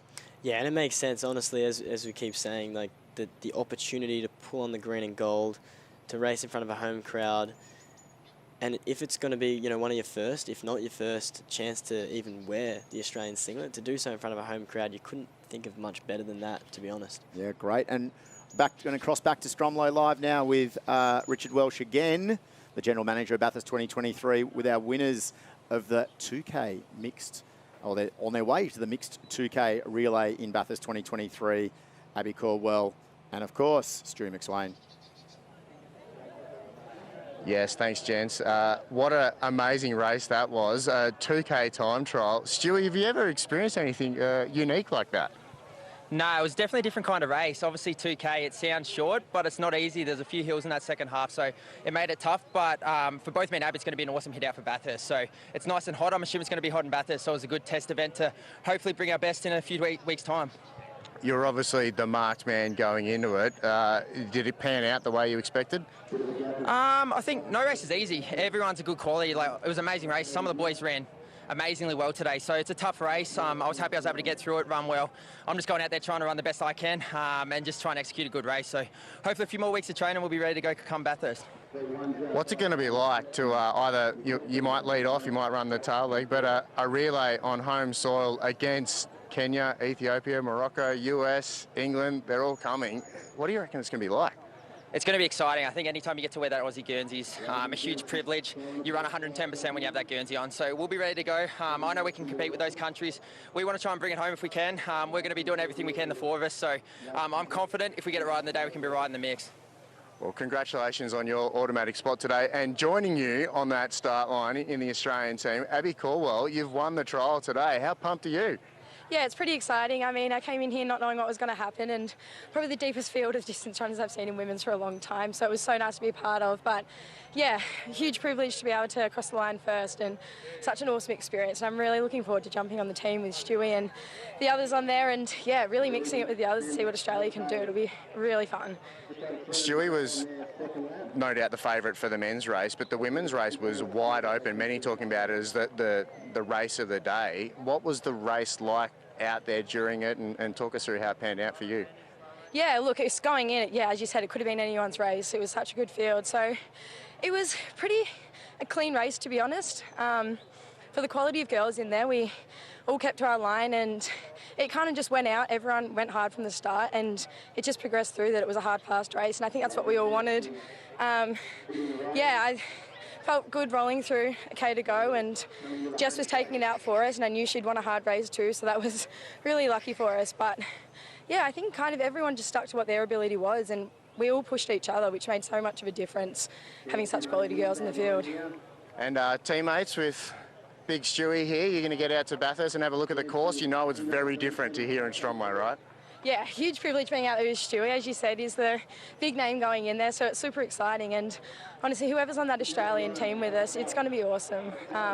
There's such quality in our distance running. So, yeah, I'm really looking forward to going out to Bathurst and having a look at it, and, yeah, getting an eye for what the course is going to be like, because it could be anything. And Stewie, you're heading out to Bathurst this afternoon. You won't get straight there and have a look at it, I hear. Yeah, obviously me and Abby are going to head out there, check it out, get ready for a few weeks' time. But I'm excited to see the course. Hopefully, if we can check out the course, get a bit of intel what it's going to be like, and hopefully can give us a bit of advantage. So I'm looking forward to checking it out, and then it will kind of give a bit more motivation to keep training hard these next few weeks. Well, if you're a fan of Stuart McSwain or Abby Caldwell, use Stewie 10 or Abby 10 and get 10% off your tickets now. And we'll throw back to you guys in the studio. Well done, Stewie and Abby. Thank you. Thanks, Welshie. Great to hear from Abby Caldwell and Stu McSwain there. Amazing, Jared. They're going to go check out the Bathurst course this afternoon. Yeah, there's no mucking around on the team and straight there. Bit of course recon. Definitely, yeah, use that home ground advantage that we have. Now, the two Victorians here, we've talked about Archie Noakes, who, of course, qualified in multiple events at the World Juniors in Colombia last year, steeplechase 5,000 metres. He's gone out to the front here with Logan Janetsky, who's actually leading at the moment. And these two have now put about 20 seconds on Cal Mulholland, who looks like he's shrinking back to the chase group. You can see this hill here. Look how hard these two are working. As Noakes goes to the front for the first time with Janetsky, and Mulholland is about to be joined by a chase group, including the tall figure there in Harvey Cram. We'll check out who a few of the others are there. 101 comes through and 103. So that's Jake Coomer, another one of the Brisbane Athletics athletes there. Oliver Bolts rolls through as well. Lockie Cornelius there with a bit of work to do up the hill. It's a tough hill.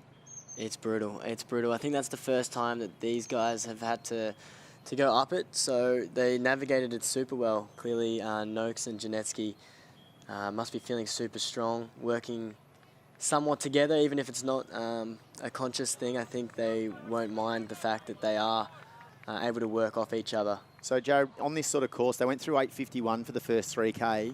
That sounds about right, doesn't it? They seem to have picked it up when they got through 3K and have then doubled that margin really quickly on the chase pack. So, Noakes and Janetsky feel in good shape.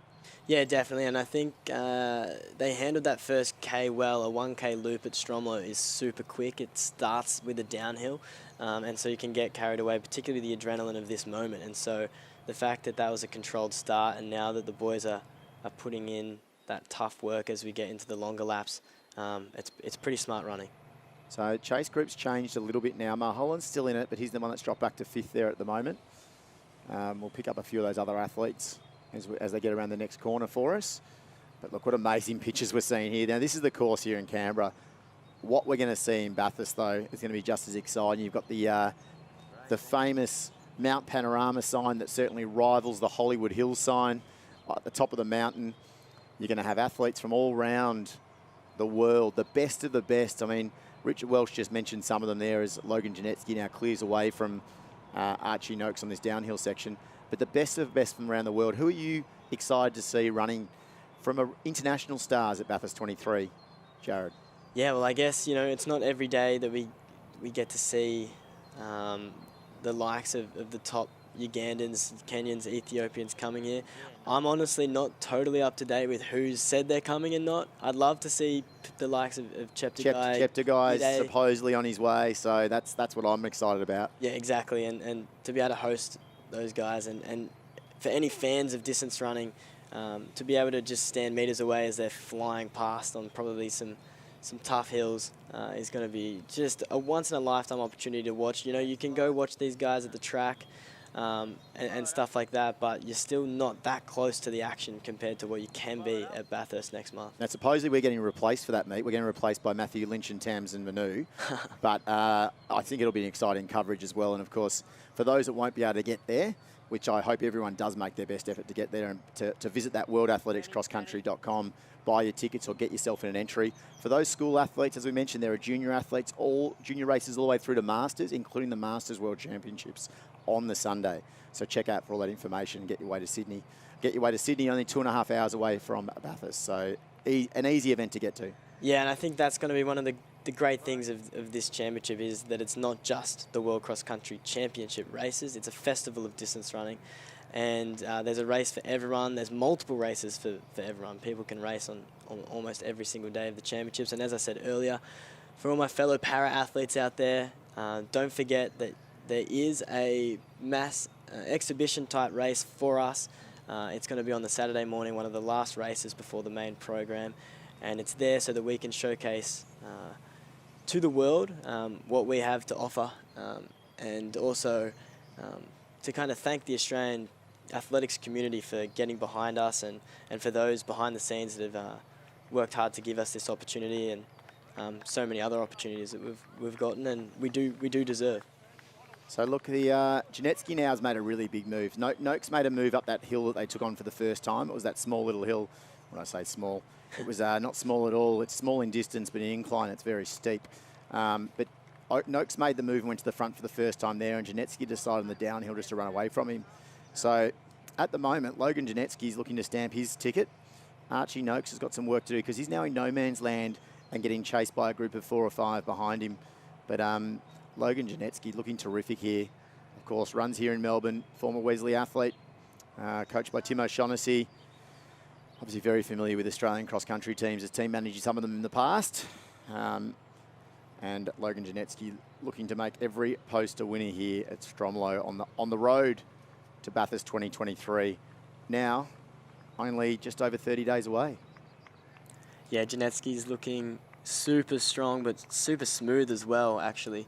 And as you said, Noakes is going to have a tough last couple of kilometres, but the way he attacked that hill, although he has now been dropped by Janetsky, that attack on that hill shows some confidence. He must be feeling good.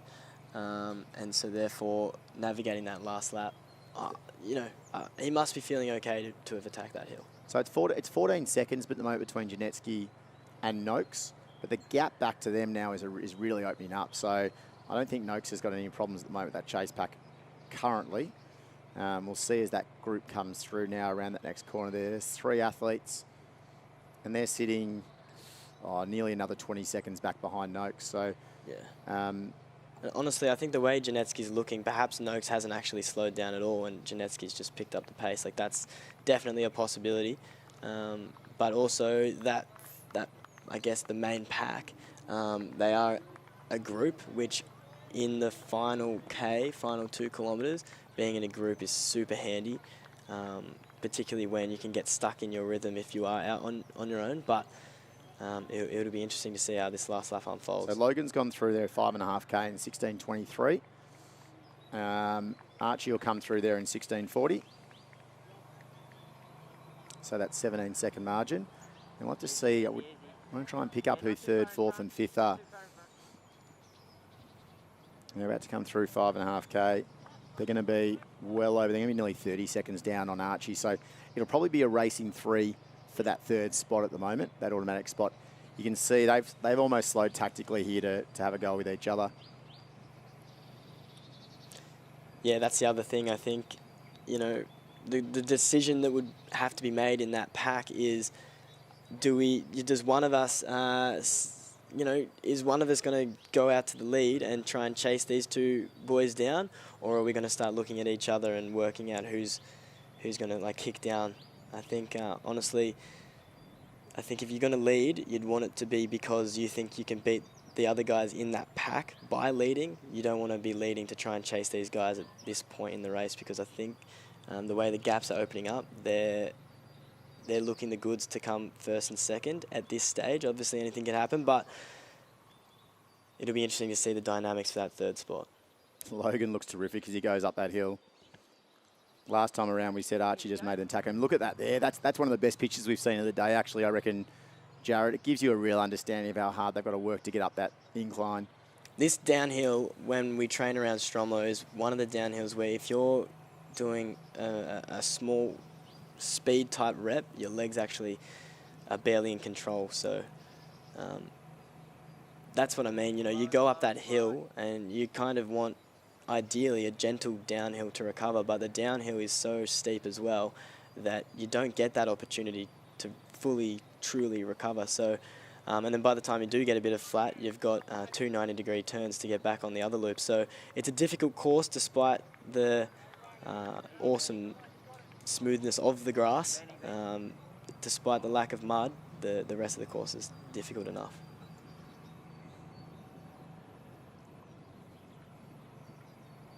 So the women's race not far away now also. But going through there at the moment in third, fourth, fifth, we've lost Mulholland from that group at the moment. Jack Coomer from Queensland is the one at the moment in third. Then behind him, you've got Kieran Rushton from New South Wales. Oliver Bolts, who's been there all about, the Queenslander. And then behind that, it looked like Bailey Habler from New South Wales. Mulholland's got a little bit of work to do, just tailed off. As the women's 6K gets ahead, Jared, women's 6K, can anyone beat Amy Bunnage? That's the question.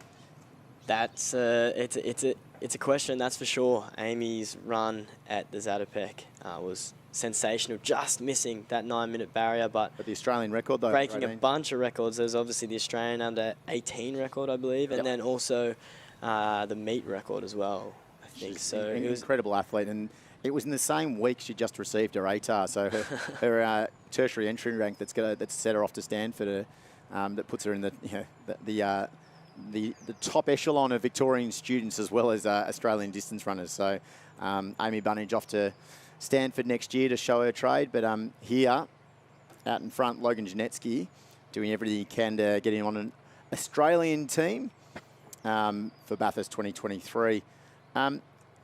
Really interesting men's race behind them though, Jarrett, at the moment. There were some guys really faltering, looking to show, I reckon, some effects from the heat here.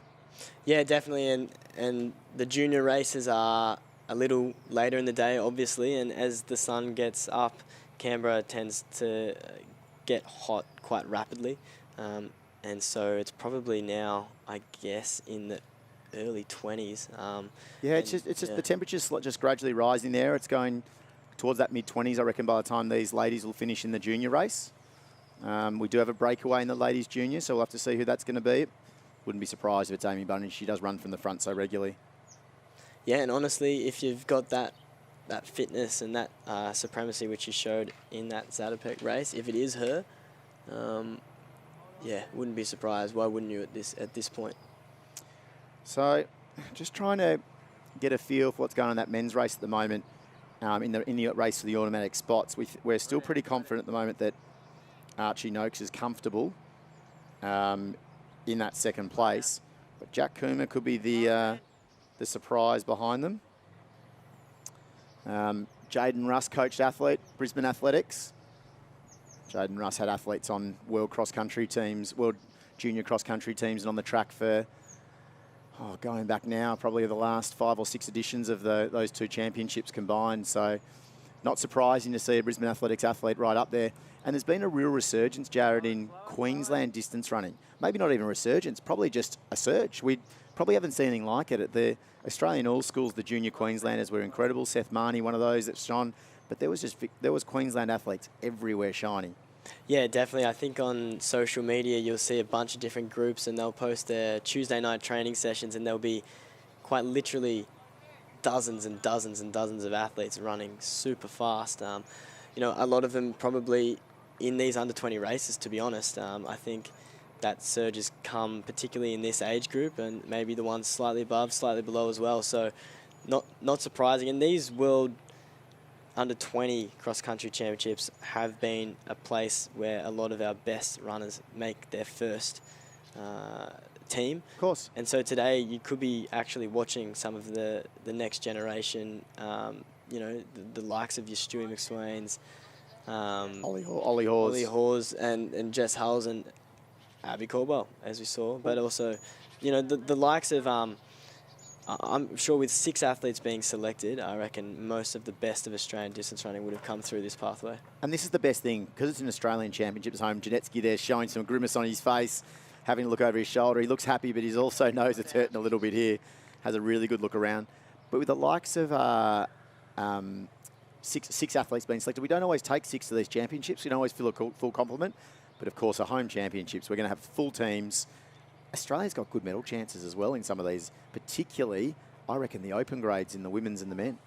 Yeah, and that's the exciting thing. I think at World Cross Countries, there's always surprise team medal results, and I say surprise being outside of the standard countries that often dominated these events. And I think also the fact that we have home ground advantage means that we're going to be fielding our absolute best teams across, the main races, the relay, the junior races, and so fighting for a team medal is a huge achievement. Imagine winning a world medal on home soil. I couldn't think of much better than that.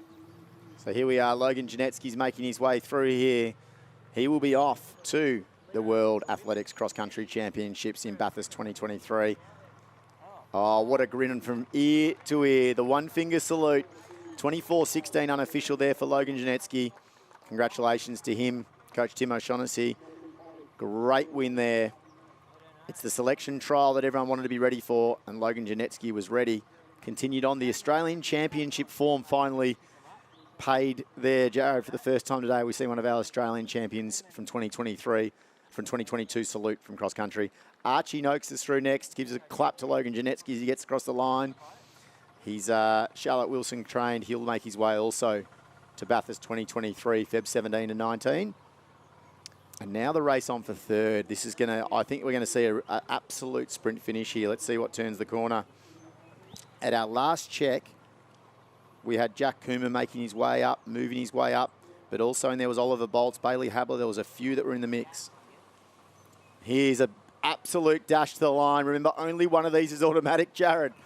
Oh, it looks to be the man from Queensland. It's the Brisbane Athletics athlete it is. And isn't he pumped? Cal Mulholland's through in fourth, but Jack Coomer, welcome to an Australian team. Next through there behind them, Kieran Rushton from New South Wales. And then trotting across next. So obviously nowhere near the same amount of discretion in these junior races, but our next through there was Bailey Habler from New South Wales. But Jack Coomer, he joins them. Archie Noakes and Logan Janetsky look like they're home a long way out. But the one that I think we're going to be finding out a lot about between now over the next month is Jack Coomer, of course, from Brisbane Athletics. And yeah, that was great running. Flynn Pumper, the next of the Brisbane AS athletes, coming through with Seth Marnie. So we talked about it.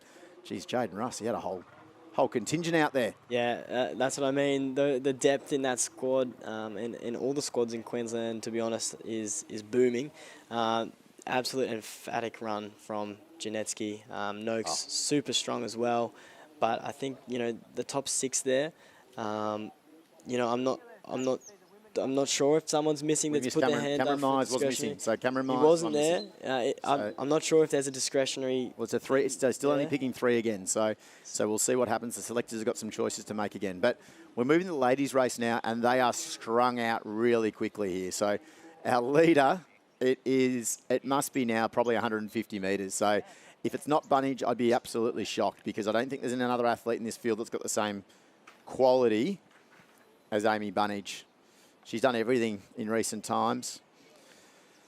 So it was she pulled out of last year's World Under-20 Championships to focus on Year 12. I think that was a great decision by her. Came back around that 9-minute .60 for the Ondieki 3000 at the Zatopek. She broke the Australian Under-18 record that day. And here she is. Gun to tape style of leader she is. It's the way she runs. She doesn't wait to sit and kick. She never does it the easy way, Jared. She always goes to the front, pretty much like yourself in the day. Yeah, honestly, I've done it a few times, but never like this, and never like the way Amy Bunnage does do it. So it's very impressive. And I think anyone that is a distance runner will know how hard this type of running is. And when you can pull it off time and time again, that says a lot, I think, about you as a runner, as an athlete, but also the character that you must have, the courage to do that. So, yeah, obviously very impressive. We're going to go cross back on the ground now to Welshie again. He's got the winner of the Under-20 junior race, Logan Janetsky. Now, at Welshie, make sure you ask him about, he took down Deek's APS 3,000 metre record late last year. What was it like taking down Deeks' course today? Yeah, I do have a very happy young Logan Janetsky. He's chasing Deeks records all over the place. Did, of course, break that record. So, off the top, mate, how was it breaking Deeks' APS record last year? It felt so good, especially because my coach, Tim O'Shaughnessy, used to be great friends with Deeks, so it was really nice, yeah. And then to come out here on Deeks' course and stamp your passport for Bathurst, how exciting is that? Oh, it feels so good. I've been thinking about this race for years, always wanted to run here, first time, and happy to get the win. So for a junior like you, the postponements was probably a good thing, right? Because it was going to be in 21, then 22, but now you're actually a bit older. How's that been for you? Oh yeah, it's been really good. I wanted to come here originally when it was on, but yeah, it's a lot better now that I'm top age, so I can be right in the mix. And a dominant run today. Talk us through the race. Yeah, so the plan was just to get up the front from the start because I knew it'd go out hard and just stay out of trouble. But I didn't really want to think until the 2.5k laps came in and more hills started rolling. So basically just planned on coming off the hills strong and just trying to work into the boys early. And what do you do now? You got a month to go before you put on the green and gold on a home show. The first time ever we've had this. What do you do? Well, I feel like I'm going to pull up pretty sore, so probably this week just take it a bit easier, get a bit more jogging in, and then next week get into the sessions and just try and prime up for Worlds. And finally, you were unfortunate not to make World Juniors last year. That must have put the fire in the belly. Does today feel like a bit of redemption for you? Yeah, definitely. In track season, I was really close. Had the 3K time, but just couldn't perform at Nationals. So really happy to do it in cross country, which is my favourite event. Well, mate, and what do you say to people who are thinking about coming to Bathurst to watch? Oh, everyone get down. It's going to be such a good atmosphere. First world champs on Aussie soil, so I'm keen, yeah. There you go. You heard it from the man who won the junior men's race. Logan Janetsky's on the Aussie team. He'll be there on February 18.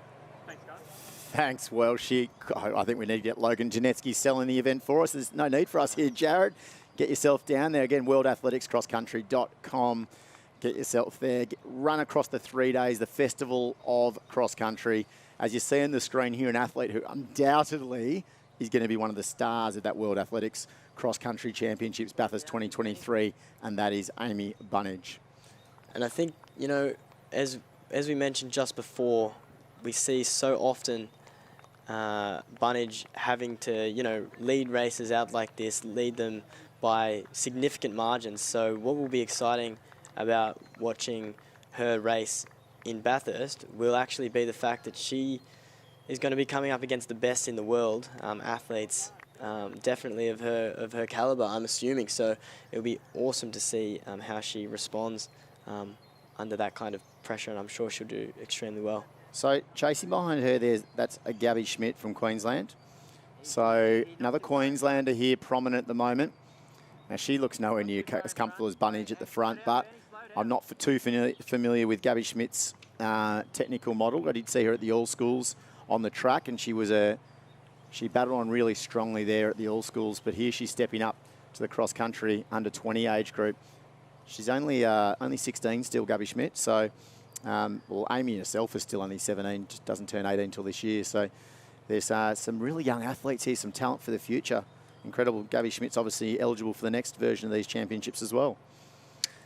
Yeah, and that's one of the things, I guess, with the junior running. There's often times when athletes will get more than one opportunity to represent in those junior ranks. So, but no one's going to pass up the opportunity to have a crack at home championships, no matter how many opportunities you might have in the future. And I guess that's the other thing. You never know. That's the thing with life, a bit philosophical, but you never know what might happen in the future. So if something is right in front of you, definitely grasp it with both hands. I'm impressed with the number of people who are still out on this course watching these junior athletes. It's terrific to see. There's a lot of locals who come out to watch. And there are so many corners and so many great viewing points to watch. Likewise, Bathurst is going to have the same type of course. There's going to be incredible spectator areas as you wind your way through loops. We talked about before, there's going to be some unique aspects of the course that they've made to showcase Australian culture to the world. As we said, all these international teams will fly in through Sydney. couldn't get a prettier place to fly into, obviously. Then they'll make their way, their 2.5 trek out to Bathurst, the same way you and I can as yourself. I know, Jared, you're going to run the para event up there. I'm coaching a school team there, so I'm bringing a group of girls from Melbourne up who are super excited to be involved. I've spoken to Masters athletes who can't believe they're going to be on the same championship weekend as the best in the world. Yeah, it's definitely, as we keep saying, once in a lifetime opportunity. As we're just watching them tackle that super tough hill at the moment, the chasing athletes. But yeah, it's going to be so good, I think, to showcase Bathurst to the world, Mount Panorama, all of the classics of that area of Australia is super good. And it'll be interesting to see how the international athletes navigate the course that we've put together, but also the Australian Summer Heat, which is also definitely an iconic part of Australian culture. So Schmidt, that's in second there in the course. I mentioned that she was at the All Schools. There she is there. She actually won the 1,500, 3,000 metre double there back in Adelaide, which is incredible. She's the under-17 and All Schools champion. Here she is leading, or second place at the moment in this. That's our next athlete there through is 127. And that will be Aspen Anderson from Queensland. So the Queenslanders out in fine form. So Aspen Anderson and Gabby Vincent there, the Victorian, Keith Fernley trained, making her way up there as well. So Gabby Vincent is quite prominent. There's Emma De Jong, who last year was at the Maccabi Games. Fiki Vanderkamp, very familiar here with the Victorians. 128 there. Poppy Austin making her way through. 131. Ginger Cox, the North Queenslander, who's making her way down to Brisbane this year to train, I believe. So Ginger Cox, the North Queensland athlete. So the temperature shouldn't be a problem for her here today, you imagine, Jared? No, this would be probably very mild compared to what's being offered up there at the moment as well. But a shout out to Fika Vanderkamp. She's a Diamond Valley athlete. I'm trained at Diamond Valley as well, and I've definitely seen her training for this competition. I know she's in PB shape on the track, and she's one of those athletes that you see just churning out laps, a grimace on her face, and just, I don't know, someone that's clearly built with a different type of pain threshold. Regular medalist across the board at all of our Victorian 5K, 3K races. She raced at the Milers Club just before December, and we quickly gave her a medal, and she said she had to go. She had to rush off to her valedictory. She was late to give her speech at her valedictory because she wanted to race at the Milers meet. Says everything about her dedication. Priorities, I like that. But I know she's also looking at, going over to one of the Ivy schools in the US. So fantastic. Another one of our athletes that is achieving not just on the running track, but all across the board. So we're starting to get close to the finish of this 6K for the ladies. Schmidt still looks good in second. Aspen Anderson is the Queenslander chasing her. Now, these two will be very familiar with each other. They're both just 16. They've raced plenty of times in Queensland on both the track and over cross country. And at the moment, we're looking like a Queensland 2-3 to make ourselves on these teams. And it's moving away from the dominance of Victorian cross country runners, Jared. And I think the Queenslanders will be very, very happy with themselves going to Bathurst if it's hot, because I reckon they're one of the most familiar with that type of running. Yeah, that's it. And I think, cross country in the summertime, it's definitely going to play to the advantage of athletes that can handle the heat. And, I know I've run in some pretty hot conditions before, and if anything is the biggest equaliser in sport, it's weather. And I think if we get a super hot day, definitely don't be shocked by any results that might generally be surprising. So if the Aussies are well prepared, expect big things potentially when other athletes from other countries are perhaps less prepared. And a reminder, that weekend, it's a whole 3 days festival of running. So the Friday starts with mass participation events and school events, plus the golden ticket race, the crazy golden ticket race that provides a wild card entry into the World Championships on Saturday the 18th. So athletes on the 17th can run the 4K course and qualify to race the next day in the junior race. So some of these athletes here who've just missed out, no doubt they'll be racing for that golden ticket on the Friday. Yeah, I think Richard mentioned it earlier. It's a repecharge, it's a second chance. Obviously, you do have to back up the next day, but I think it's a great idea, particularly for Australian runners, that opportunity to get to race the best in the world. So, you know, there's a chance that Australia is actually going to be sending not just 6 athletes, but, you know, over 10 athletes. So that's very exciting as well. We could be seeing, you know, as we said, weather, different course to this one. We could be seeing athletes that are getting golden tickets do extremely well as themselves in placing high up in the World Championship. We know they'll be in form because they'll race the day before. Yeah, exactly. So that's the other thing. I'd love to see their recovery process after that. So it's definitely a tough backup. Obviously, the ones that can book their ticket today don't have to go through that, but at least they'll have some course familiarity.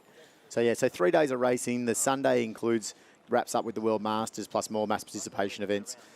As Richard mentioned, from the juniors, there's races from 800 all the way up to the 10K distance for our open men and women.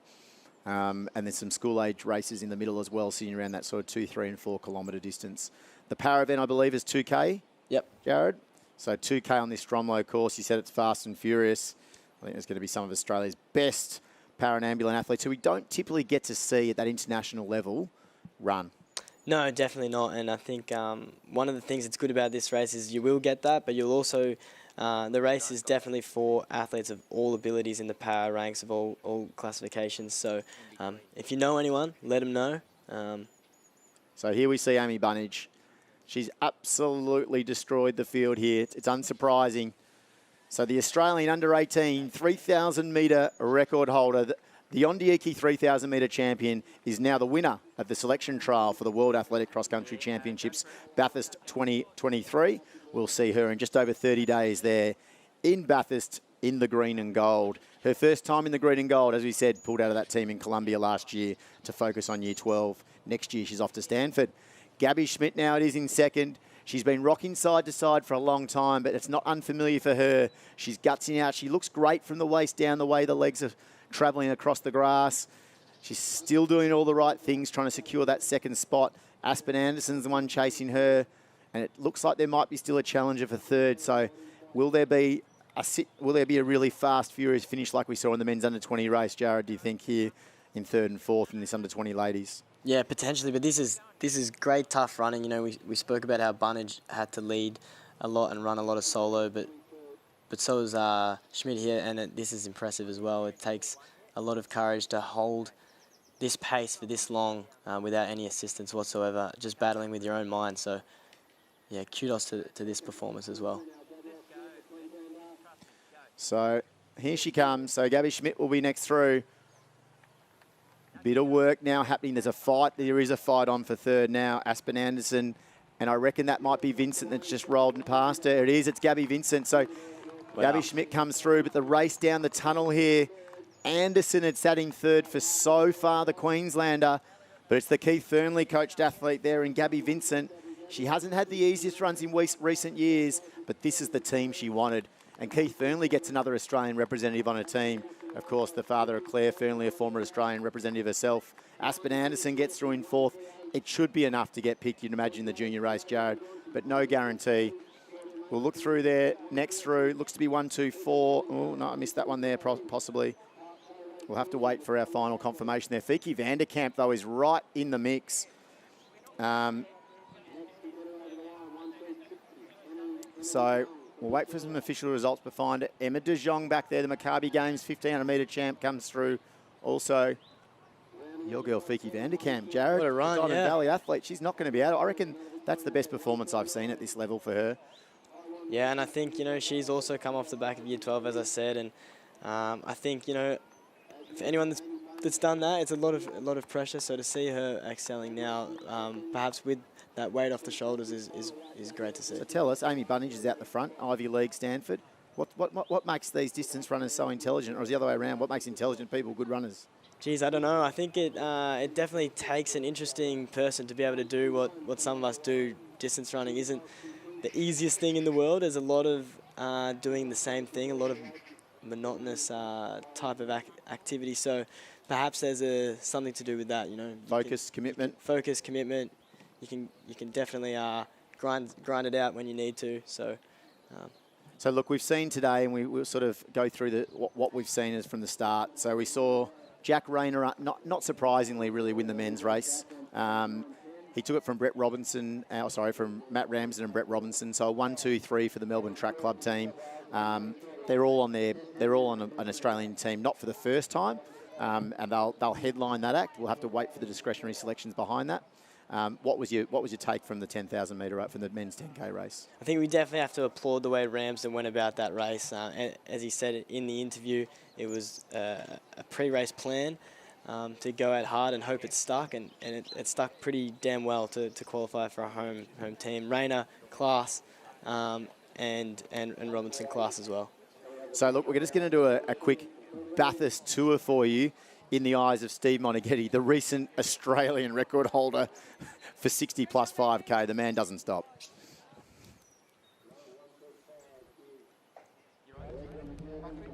Steve Monaghetti here, very excited. I'm up at Mount Panorama. Apparently I'm doing a hot lap, not driving, just being a passenger in what's going to be an unbelievable experience. I mean, pinch me, I cannot believe I am here.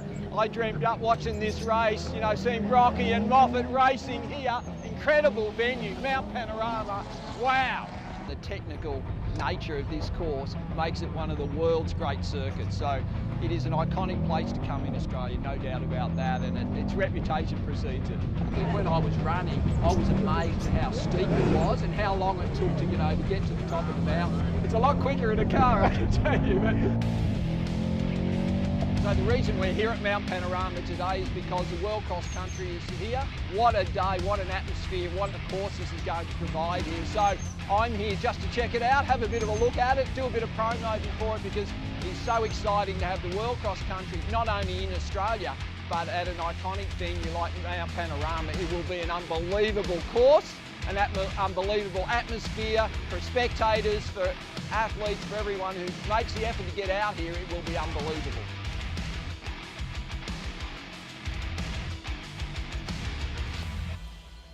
So if you weren't aware, it's going to be unbelievable in the words of Steve Monaghetti, Jared. But we're going to throw down to Welshie again, who's got our women's under-20 winner, Amy Bunnage. Thank you, boys. Well, speaking of greats from Steve Monaghetti, Amy Bunnage, the winner, and you just had the last person that congratulated you was Rob Di Castello. This is all pretty cool, isn't it? Yeah, definitely. Talk us through the race. You've absolutely dominated that. You must be thrilled. Yeah, no, I'm very happy to make the team. It was pretty tough out there with the heat, but got it done. Well, it's going to be hot in Bathurst. What are you expecting once you get to the world title on Australian soil? It's going to be very fast and hard, but I'm really excited to put my foot in there with the best. You dominated here. Obviously, there's going to be a lot more competition. There's about 68 different countries coming. Do you know any of the girls that you're going to be racing against? Like, are you eyeing off some of the athletes that you think you'll be able to run in a pack with come world champs in Bathurst? No, I have no clue. Going in blind, how exciting and daunting at the same time. Definitely. And the race itself today, talk us through it. It was quite comfortable for you. We challenged it at all. How'd you find the hills, etc.? Oh, it got pretty tough towards the last lap, but yeah, I'll just get out hard and try and relax and get it done. And how do you help yourself prepare once you recover from today? What are you going to do that's different in the lead up to? Do you go back home because you're in the US? Do you go back to the US, or are you staying in Australia? And what are you going to do to prepare for the next month? No, I'm at home for the next month. Keep doing what I'm doing and trying to get to the start line ready to go. Well, you're in amazing shape. It was such a pleasure to watch you run so well today. Enjoy wearing the green and gold, and we'll see you in Bathurst. Good luck. Thank you. Thank you. Thanks there. Richard Welsh again, who of course is the General Manager of Bathurst 2023. And of course, Bathurst 2023, the World Athletics Cross Country Championships from February 17 to 19. You can get involved. Jared, we just talked through the men's race and the highlights. We'll move through the rest of the racing for the day. The women's race, we thought Leanne Pompiani might run away with it like she did at the Zatopek. Today she had to work a little bit harder for it. She was second across the line behind a return to form from Rose Davies, with Caitlin Adams getting the third spot. What do you think of that one? Yeah, a bit of a role reversal from the Zatopek, with Rose being the one that was tightening the screws. Pompiani did well, though, to book her spot. She says it's been her goal for multiple years now, so very happy for her that she got to tick that box. And that battle for third between Adams and Bat Doyle, the two South Australians, that was brutal for Bat Doyle. Perhaps she'll be lucky enough to get that discretionary selection, but super stoked for Caitlin Adams. A gritty run, held on just at the end. So we've seen those three automatically selected. Then we moved on to the course of the 2K. And the 2K was action-packed. So Stu McSwain ran away with it like we thought he would. But then the ladies, which was expected to be the race of the day, Abby Caldwell just moved away from Jessica Hull. And those two, maybe they'll get selected. Hull will have to wait. But Abby Caldwell, is she the bright, shining star of today's trials? Yeah, I think it's pretty clear now that Abby Caldwell is not a rising star anymore. She's here. She's arrived. That was an incredible run. And kudos to her coach, Gav Barron, as well. Stewie in the men's emphatic win. Don't think there was much of a surprise there, but what we can tell now clearly is that this 4x2K team is going to be one to watch and perhaps will go in as one of the key favourites in that race. And then we moved on, of course, to the junior races. We've talked about how many of the stars of the future have started there, or the current stars have started there in those junior races. Logan Janetsky ran away from Archie Noakes, and then it was Jack Coomer through third. In the ladies' race, it was from gun to tape. It was absolute domination from Amy Bunnage, who we just interviewed. Amy Bunnage, absolute star of athletics in junior ranks, the 3,000 metre Australian record holder recently. She moved away from Gabby Schmidt from Queensland, and Gabby Vincent tied that one up. So again, those junior races probably showed us a bit of an eye to the future. Yeah, and I think what I can't wait to see with those juniors is, you know, for so long they've just raced each other, and now they get the chance to race the best in the world. So definitely look forward to watching them, particularly Bunnage, to see what she can do. Now, we can't go finish without wrapping up what the Bathurst World Athletics Cross Country Championship is all going to be about. It's 3 days of mass participation events, February 17 to 19. Don't miss it. Get involved. All mass races compete on the World Championship course. The golden ticket races on Friday, the February 17, 2023, provide athletes with an opportunity to gain entry into the official Cross Country Championships on the Saturday. Racing takes place on the Saturday afternoon from 3:30 for the World Championships. See our Aussie stars take on the world. And we've talked about today, Jared, our Aussie stars are absolute superstars. General admission spectator tickets are only $35. It's only 2.5 hours away from Sydney. Get your tickets, get your entries at worldathleticscrosscountry.com. And Jared, we've talked about all that today. Use any of our top 3 place getters in those races, their first names and the code 10. So Stewie 10, Rose 10, Jack 10, any of those, and you can get your discount tickets now. But Jared, what an amazing day it's been. I look forward to seeing you in Bathurst. I'll be there with my school team. Are you excited to be there? Oh yeah, it's going to be exciting. I think we've just gotten a taste for it. It's going to be incredible. There's going to be a massive crowd, great races. Let's go. Let's go, Australia. Thanks, Jared. And we're going to cross back again. We're going to see an interview here with Matt Whitbread. We're going to see an interview very shortly with Matt Whitbread, who is the co-chair of the World Cross Country Championships, an Athletics New South Wales man. But look at the incredible footage here we got from Bathurst. We are going to be showcasing Bathurst to the world. Again, more information at worldathleticscrosscountry.com.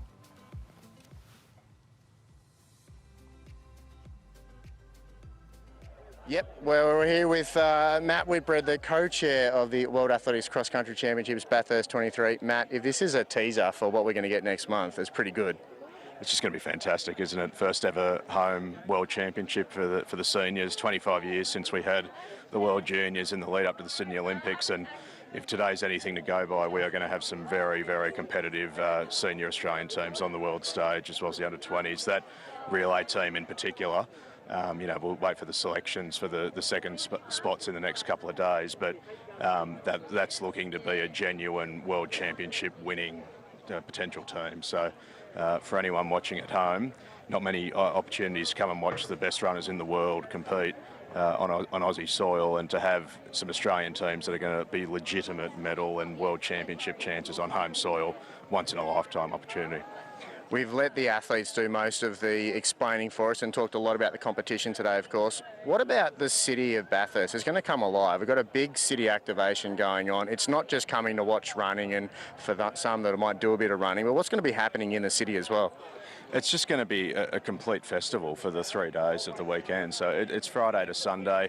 And the great thing about being in regional New South Wales, of course, is that we'll really take over the town. I mean, Bathurst it's only a couple of hours from Sydney. We're down here in Canberra. It's only 2.5 hours something, a dash up from here.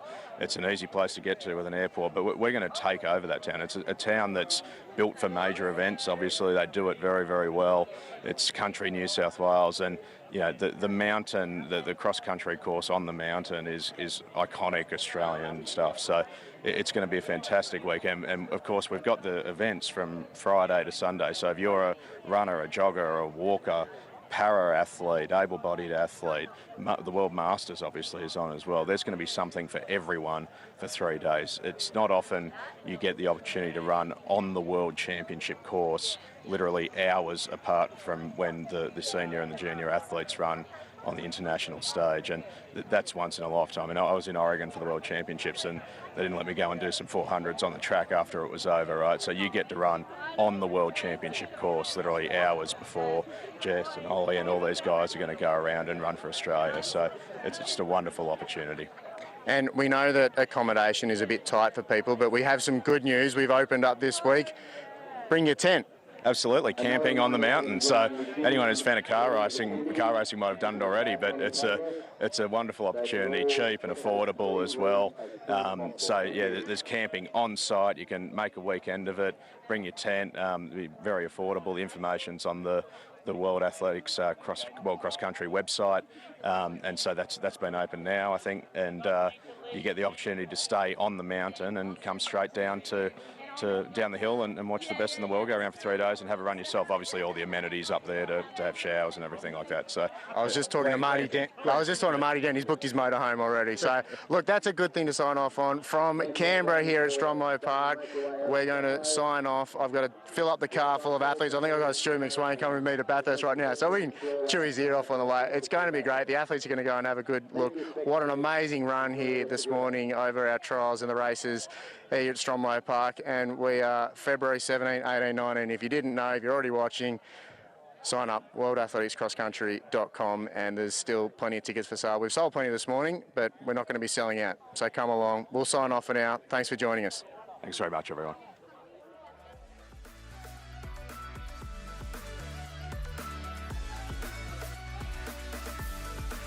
No, they're not in Bathurst yet. They're in Stromlo, of course, Jared, but they'll be making their way to Bathurst from February 17 to 19, as you and I will be, to make the most of everything. Athletics Australia put on a fantastic trial this morning, Jared. It's probably a sign that Australian distance running is doing incredible things, isn't it? It's in a great spot, it's booming, and I think we're going to get the chance to see that against the world in Bathurst next month. It's a great opportunity, and we get to see it in person, but I think that's a great opportunity that we may not get again for a long time. So probably the best way to sell this is that it's Australia taking on the world. You can see it yourself as a spectator, you can get involved in it, but Bathurst, the World Athletics Cross Country Championships, February 17 to 19, get there, be a spectator, be a participant, cheer on Australia's best. It's a festival of running. Thanks, Jared Clifford, for this morning. I'm Nick Wall. It's been an incredible morning here supporting our Australia's best athletes at the selection trials for Bathurst 2023, the World Athletics Cross Country Championships.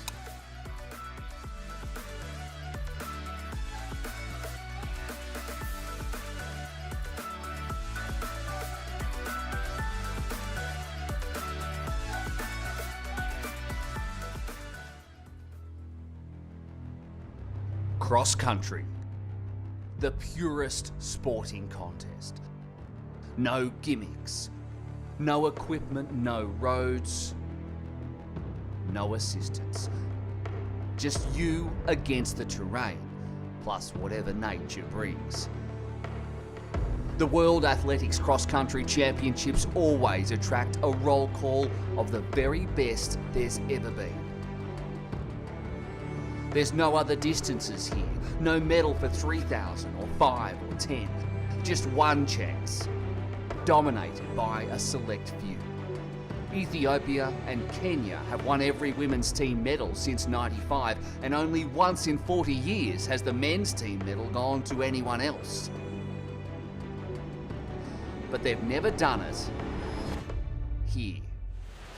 Mount Panorama, Bathurst, New South Wales.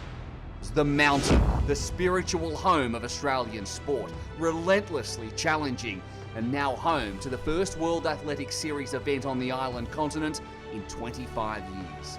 More than 60 nations, more than 550 competitors, The cream of Australian running facing the best from across the globe. Can anyone topple the dominance of the African nations at a festival of sport with a distinctly Aussie flavour? The 44th World Athletics Cross Country Championships, Bathurst, February 18, 2023.